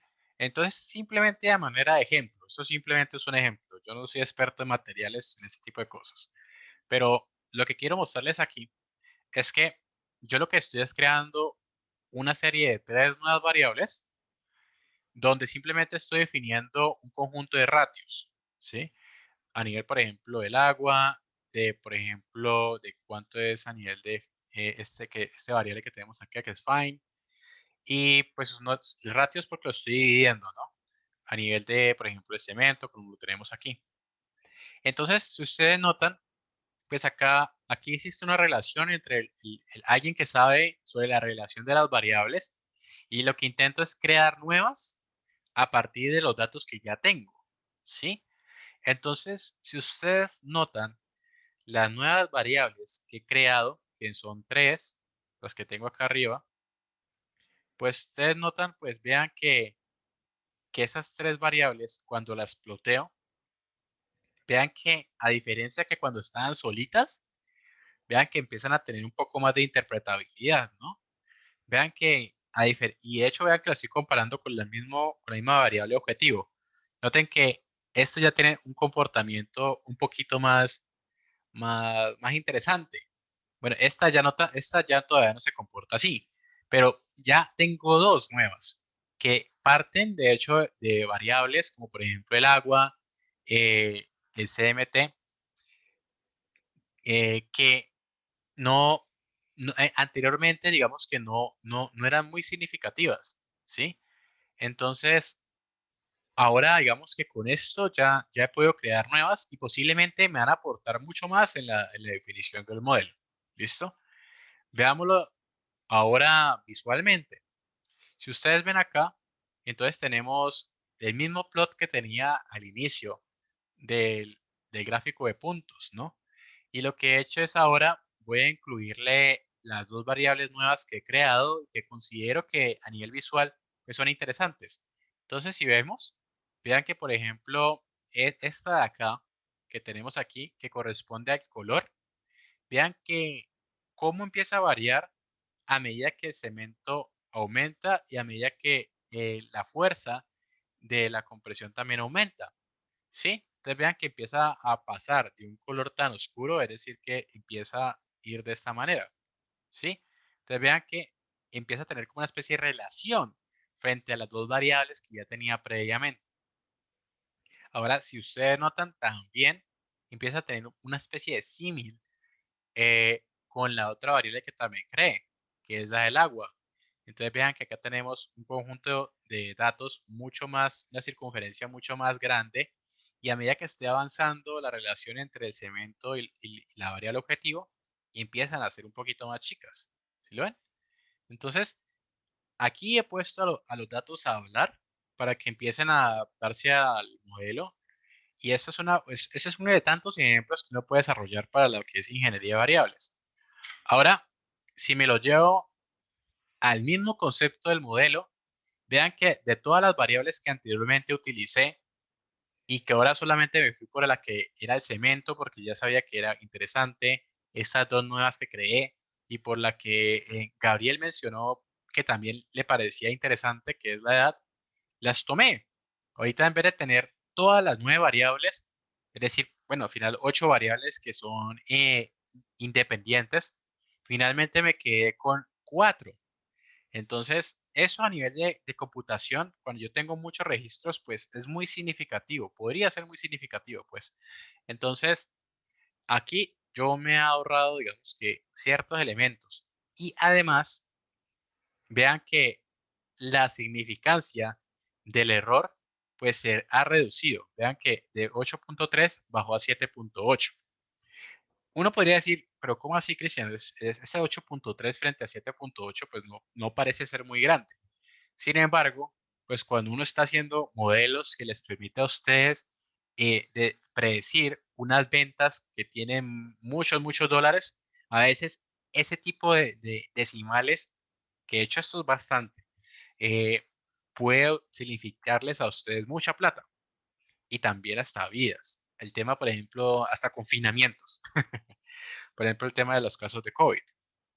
Entonces, simplemente reduciendo particularmente el error, yo podría mejorar un modelo y esta es una de las tantas formas que, pues, que les traigo, ¿vale?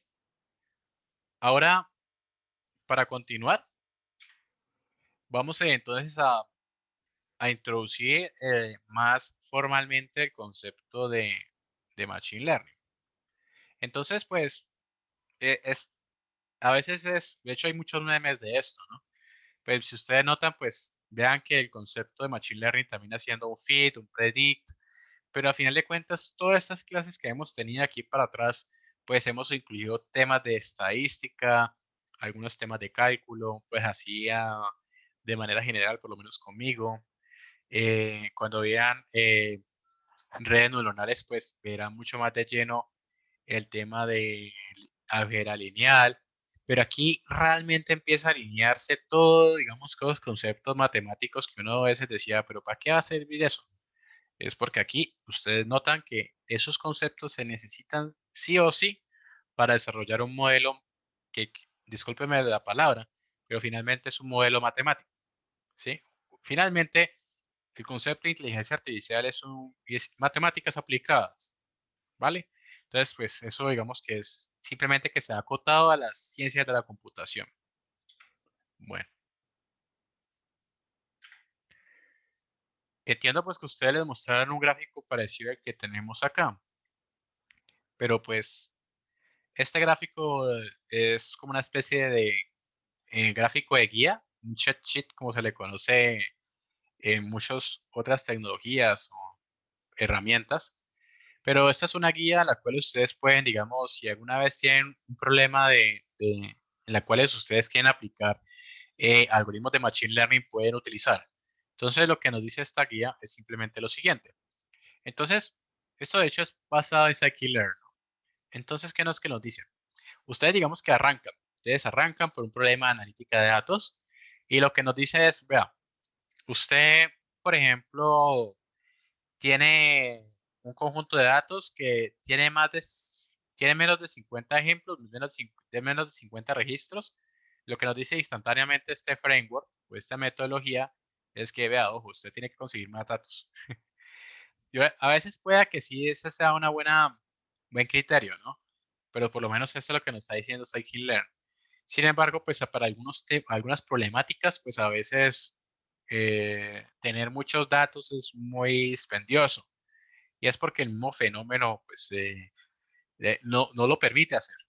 Por ejemplo, el tema del Parkinson. Entonces, son muy poquitos los casos de Parkinson que uno podría capturar a nivel de datos, por ejemplo, en la ciudad de Cali. Entonces, ese tipo de cosas, pues, a veces el enriquecimiento de datos puede ser un poquito tedioso y tener mucha data puede ser difícil.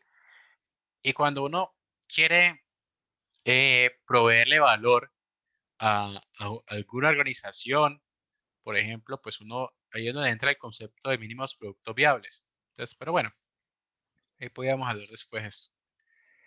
Bueno, digamos que siguiendo esta metodología, pues tenemos más de 50 ejemplos y pues lo que queremos dentro de nuestra variable predictora, pues puede ser las siguientes cosas.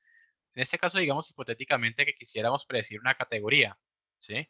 Pues eso es un aprendizaje supervisado, ¿no?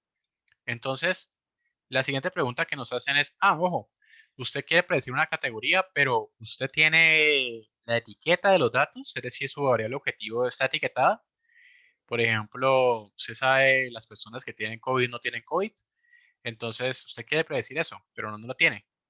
Bueno, sí lo tengo. Entonces, bueno, listo, usted tiene los datos etiquetados, tiene más de 50 ejemplos. Entonces, usted lo que tiene es un problema de clasificación. ¿Listo? Entonces, acá pues, van a encontrar pues todo, digamos, la aproximación que pueden hacer con los distintos tipos de algoritmos. Entonces, por ejemplo, si ustedes tienen menos de 100 ejemplos, pues ustedes pueden aplicar una aproximación lineal. Sí, porque esta aproximación lineal, pues como lo que tenemos aquí, que es el tipo de algoritmo de Machine Learning, pues no es muy dispendioso a nivel de computación. Entonces, por eso digamos que es la primera aproximación que se recomienda. Si no funciona, es decir, pues que no tiene buenos resultados, pues lo que dicen, pues no, espera un momentico, pues explore más bien un modelo distinto. Por ejemplo, busque la aplicación de cada vecinos cercanos. ¿Sí? Entonces, entiendo que ustedes este tipo de algoritmos ya los han visto. Sí, esto es un poquito más avanzado, ¿no? Por eso, de hecho, vean que aquí empieza a avanzar de esta manera. Es decir, si no funciona una cosa, avance por el siguiente. Si no funciona, ojo, vaya por, en ese caso, clasificadores ensamblados, como por ejemplo Random Forest, que de hecho acá no está, pero pues que este es otro que existe. Si usted tiene un problema de texto, entonces, como el que teníamos ahorita que estamos analizando, que es los documentos y las palabras que teníamos ahora, entonces podríamos aplicar un algoritmo de probabilidades como un iBase. Entonces, eh, esto digamos que sería una aproximación supervisada. Por acá tenemos pues la otra perspectiva, pues por ejemplo, si fuera una variable que fuera etiquetada pero fuera cuantitativa, entonces pues acá tenemos a nivel de regresión, ¿no? Entonces acá está la otra aproximación. Finalmente, pues acá está todo el concepto que está aquí, todo esto que está acá, es lo de aprendizaje no supervisado. Entonces acá está el tema de clustering, que por acá está Camins, que entiendo que ustedes ya se los introdujeron. Por acá van a encontrar otros algoritmos. Entonces, vean que acá, pues de hecho, aquí hay otro concepto que se alinea un poquito con lo que hablamos ahorita en las anteriores dos slides con el ejemplo, que es reducción de dimensionalidad, que de hecho es una pregunta que me hicieron ayer. Entonces, con ingeniería de variables, nosotros hicimos ya una aplicación de reducción de dimensionalidad, ¿sí? Pero sin embargo, existen también algoritmos especializados de Machine Learning o de aplicación de matemáticas que les permite a ustedes, en vez de tener muchas variables cuantitativas, reducirlas a una cantidad de unas dimensiones mucho más pequeñas. Entonces, pues ahí entran otro tipo de algoritmos, como por ejemplo PSA, ISOMAP, y así sucesivamente, entre otros tipos más que no están aquí contemplados. Pero es, digamos que les permite a ustedes, pues, y juega, puede ser por ingeniería de variables, puede ser por técnicas de reducción de dimensionalidad. La aplicación, de hecho, de algoritmos de Machine Learning les permite a ustedes predecir nuevas variables y reducir otras variables. Entonces, vamos a ver algunas. Esto es como el roadmap de Scikit-Learn, pero enfocado más a Machine Learning, ¿no? Pues ahorita con lo que vimos de aquí atrás, pues ustedes noten que no solamente es Scikit-Learn no es solamente Machine Learning, hablamos que es procesamiento, entre otro tipo de cosas más. Entonces, para que por favor lo tengan presente.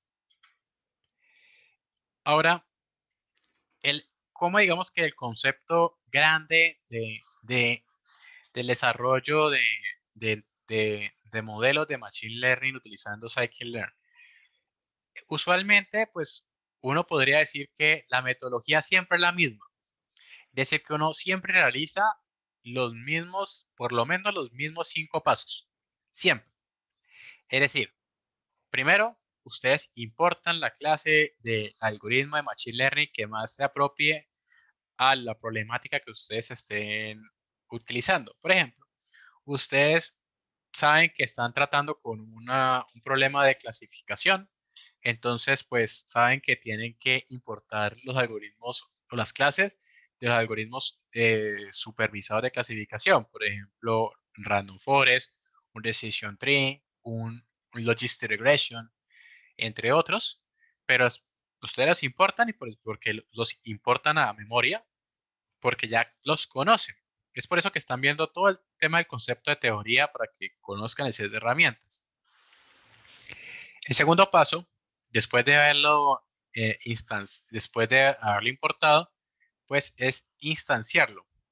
Es decir, que ustedes en principio pues van a crear una instancia de, de la clase y lo van a parametrizar con un conjunto de hiperparámetros. Por ejemplo, voy a decir un ejemplito básico. Entonces, supongan que ustedes tienen un algoritmo que es un algoritmo de tipo de árbol de decisión, ¿sí?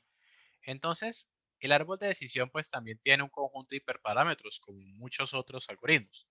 En este caso particularmente, pues podemos decir que podríamos tener dos particulares que podría ser el tamaño del árbol a nivel de altura y también a nivel de las ramas que se crean en cada uno de los nodos, ¿sí? Entonces, esos son hiperparámetros que uno mapea o incorpora dentro de las instancias del segundo paso. ¿Por qué es importante? Digamos, hipotéticamente, que digamos que ustedes van a entrenar eh, van a entrenar solamente tipos de algoritmos de árbol de decisión, supongan. Entonces, la idea, de hecho, aquí entra el concepto de ciencia de datos nuevamente. Ustedes quieren hacer ciencia, quieren hacer experimentos. Entonces, lo que uno hace usualmente un científico de datos, pues aparte de aplicar todo el tema de los criterios que hemos visto a nivel de estadística, visualización, es que todo eso le dan a ustedes las herramientas para ver cuáles podrían ser los hiperparámetros mucho más significativos. Pero para este caso particularmente, pues digamos que vamos a arrancar a hacer una exploración de hiperparámetros. Entonces, digamos que ustedes van a arrancar con un árbol de decisión que básicamente ustedes quieren desarrollar solamente dos modelos, el modelo 1 y el modelo 2, ¿sí?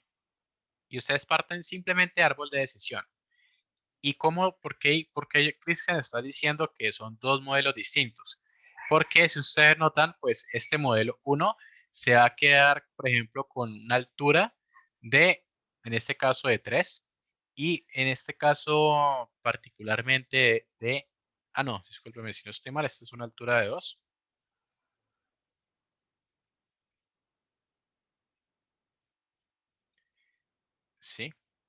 Si no estoy mal es 2. Y esta es una altura de 1, porque se desprenden las dos de acá. Entonces, estos son dos modelos distintos porque simplemente los he mapeado sobre hiperparámetros distintos. Entonces, es decir, que el resultado de este modelo va a ser R1 y el resultado de este modelo va a ser R2. Ojo, puede ser que posiblemente R1 y R2 sean iguales, pero, pero también puede caer la posibilidad de que R1 y R2 sean distintos, porque básicamente a partir de la configuración que yo he hecho, pues también me pueden dar resultados distintos. ¿Listo? Y pues como les digo, pues ahí lo que busca el científico es crear varios modelos, posiblemente con distintos tipos de algoritmos de Machine Learning también. Entonces, hasta ahora hemos visto el paso 2.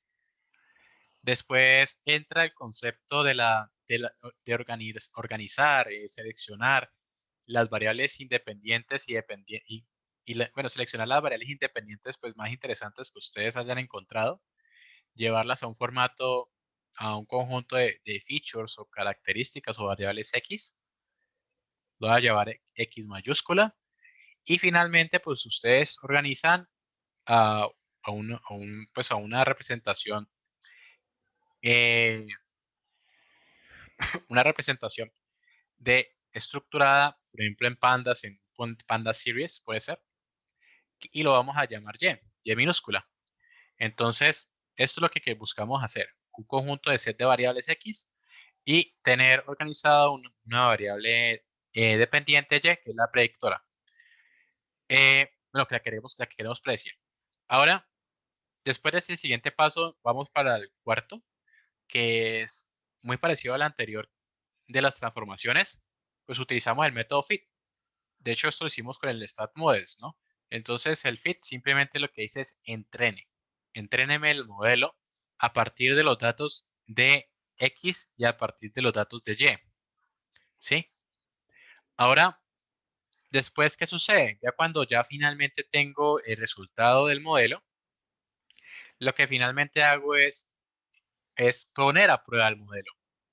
Y aquí empezamos a alinearnos, de hecho, con el primer taller que les dejé a inicios del laboratorio. ¿Se acuerdan de los dígitos? Que por eso yo les pedí el favor que partieran los datos en un conjunto de entrenamiento, en un conjunto de testing, porque acá ya se empiezan a alinear las cosas. Aquí es donde yo les digo que aquí ya empezamos a crear un match como para empezar a tener un símil de lo que antes estábamos haciendo y lo que podíamos hacer con algoritmos de Machine Learning. Entonces, lo que se hace acá es lo siguiente. Ojo, tenemos entonces es que aplicamos a un conjunto nuevo de datos, es decir, los datos que no han pasado durante el entrenamiento, pasamos esos datos, valga la redundancia, sobre el modelo que hemos creado acá en la fase 4 y lo ponemos a prueba. Entonces, la idea es predecir etiquetas que no han sido eh, procesadas por el modelo previamente en el entrenamiento.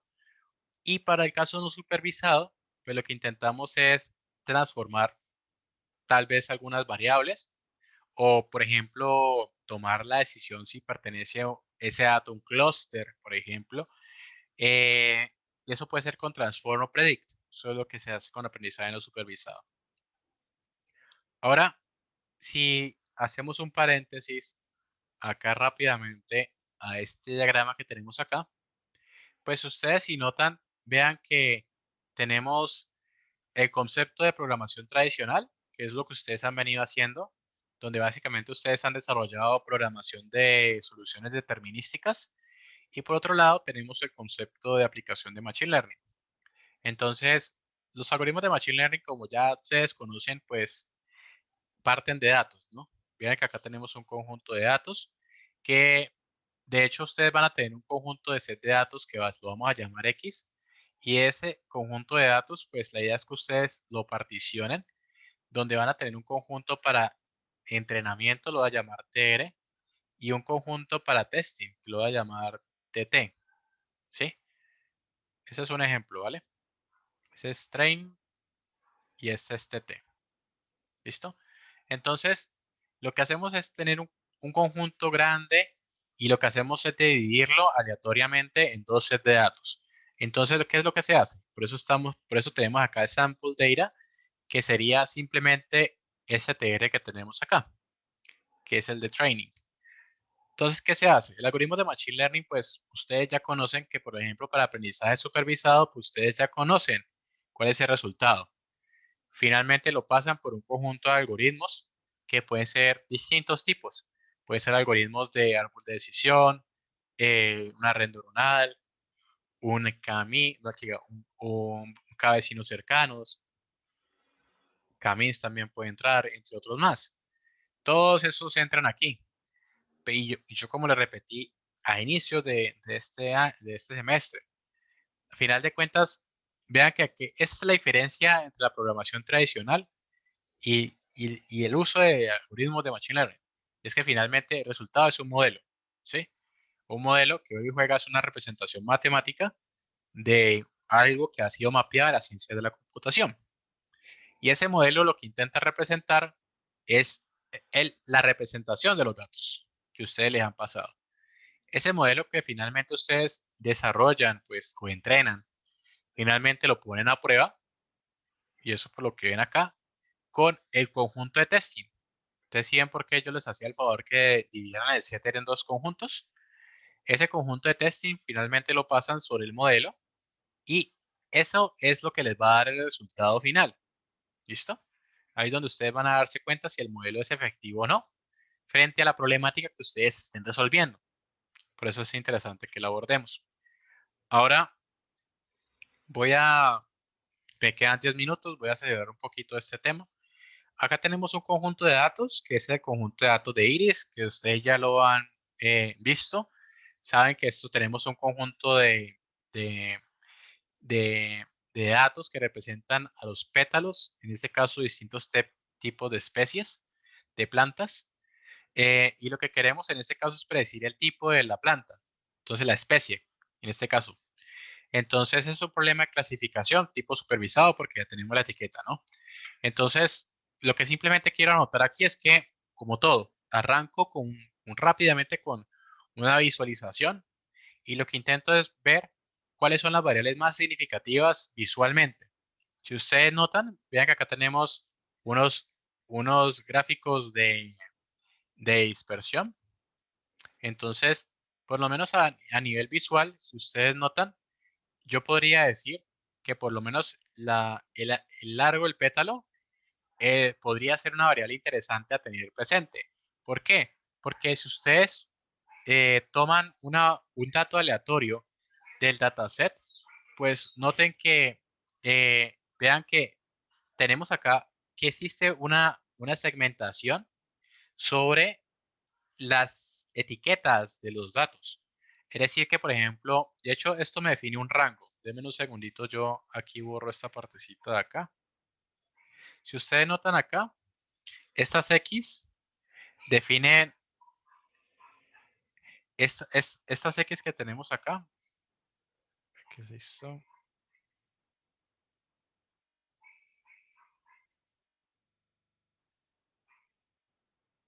Listo. Estos pedazos de acá me definen un rango. Es decir, esto es un rango que me define es la posición en X.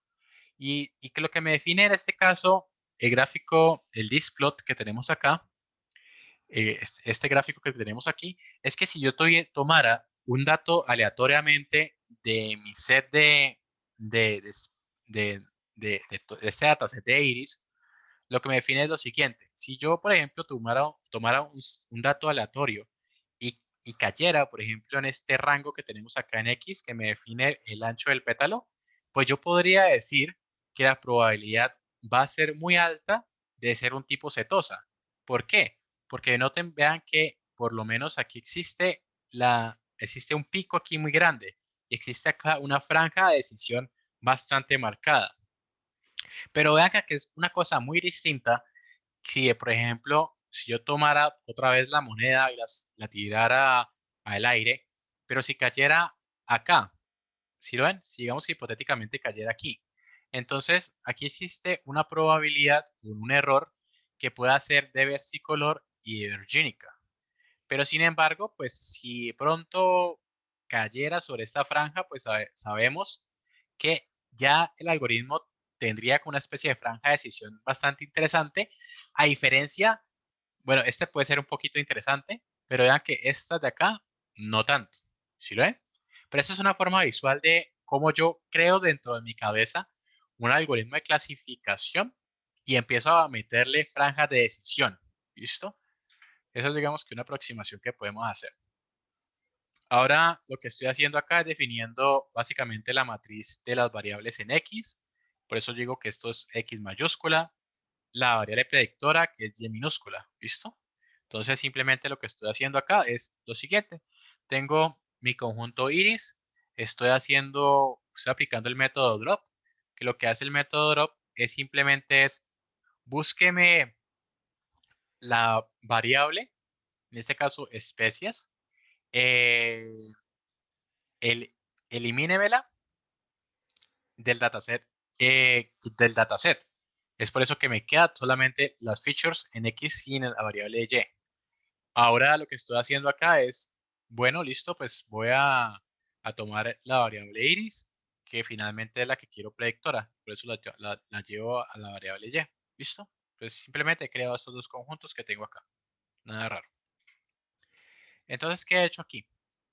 Muy parecido a lo que hemos hecho previamente en el primer taller, nosotros aplicamos una técnica implícitamente, que lo que hace es, que es una técnica para entrenamiento y evaluación de modelos, que su nombre técnico se lo presento, se llama hold out.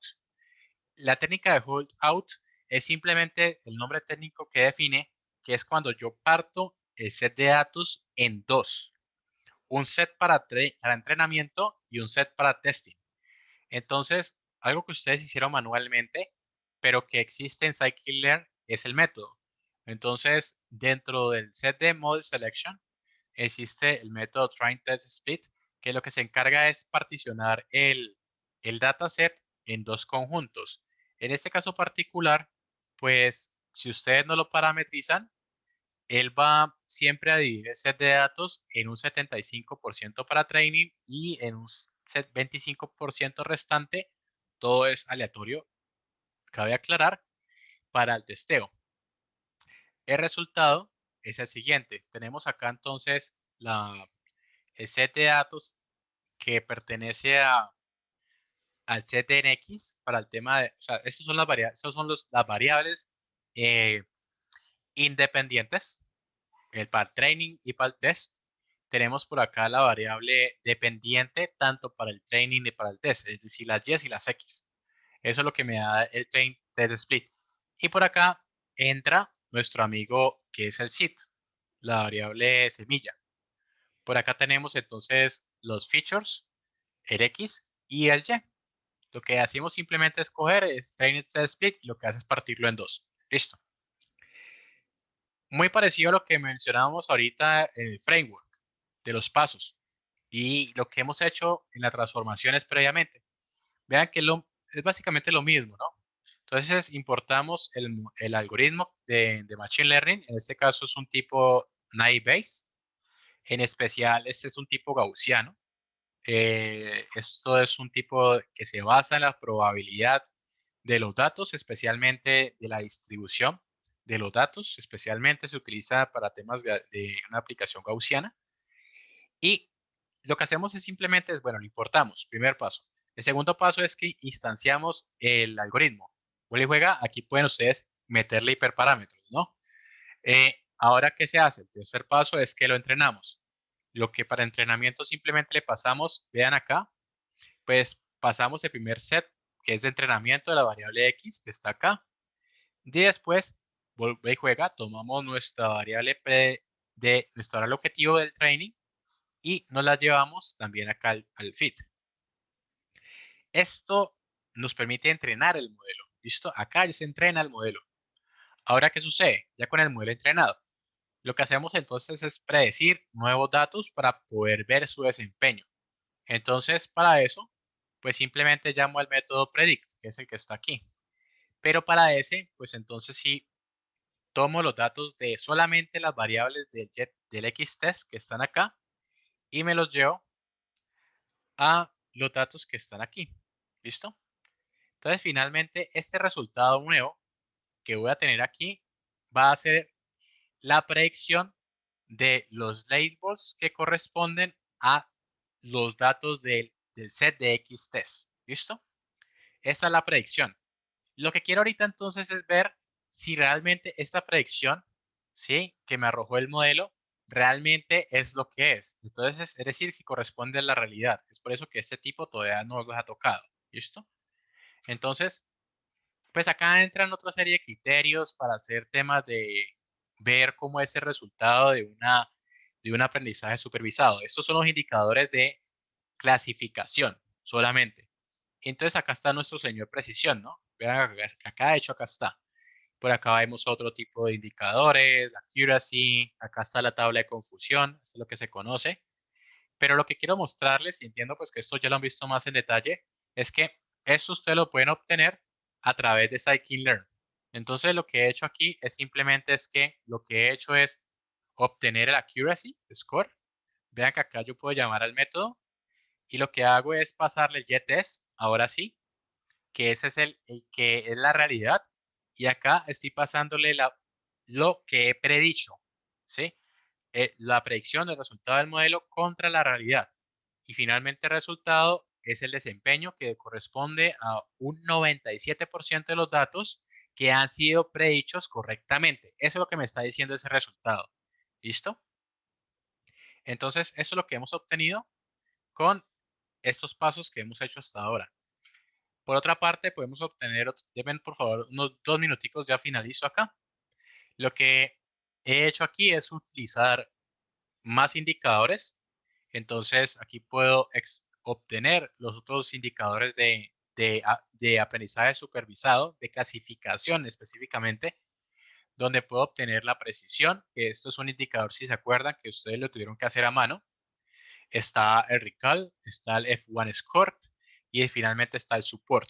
Para cada una de las valores de la variable predictiva, que en este caso es una variable categórica, ¿no? Por eso que tenemos 3 valores. Y acá está también el accuracy que lo sacamos en el anterior slide.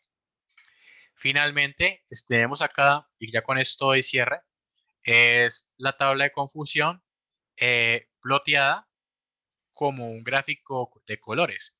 Entonces acá de hecho acá llamamos al Plot Confusion Matrix que tenemos acá.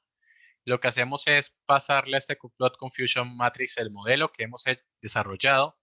Le pasamos las variables de testing, el conjunto real de testing.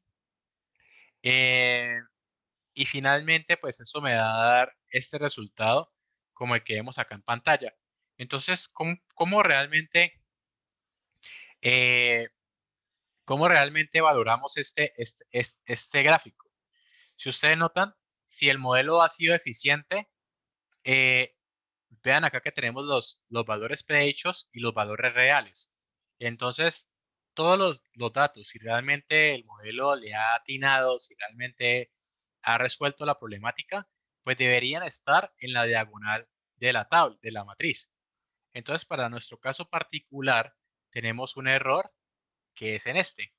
Entonces quiere decir que tenemos un falso positivo.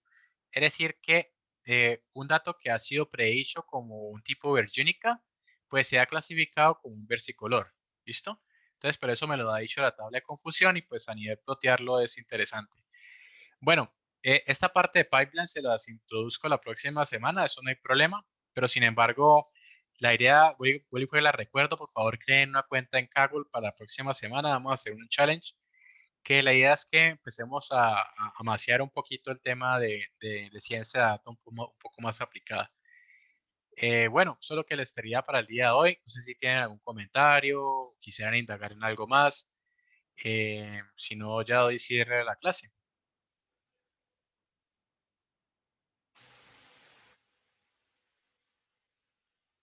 Al parecer no, profe. Bueno, entonces, bueno, les agradezco pues entonces por su participación y pues ya nos veremos la próxima semana. Les agradezco entonces. Listo, profe, muchas No, profe. gracias. Nos vemos. Dale, profe, gracias. Bueno, vale, feliz Eso, profe, noche. nos vemos. Gracias. Gracias, profe. A ustedes, muchas gracias. Vale, chao, chao. Ve, profe, Señor. desde que qué pena. Una preguntita.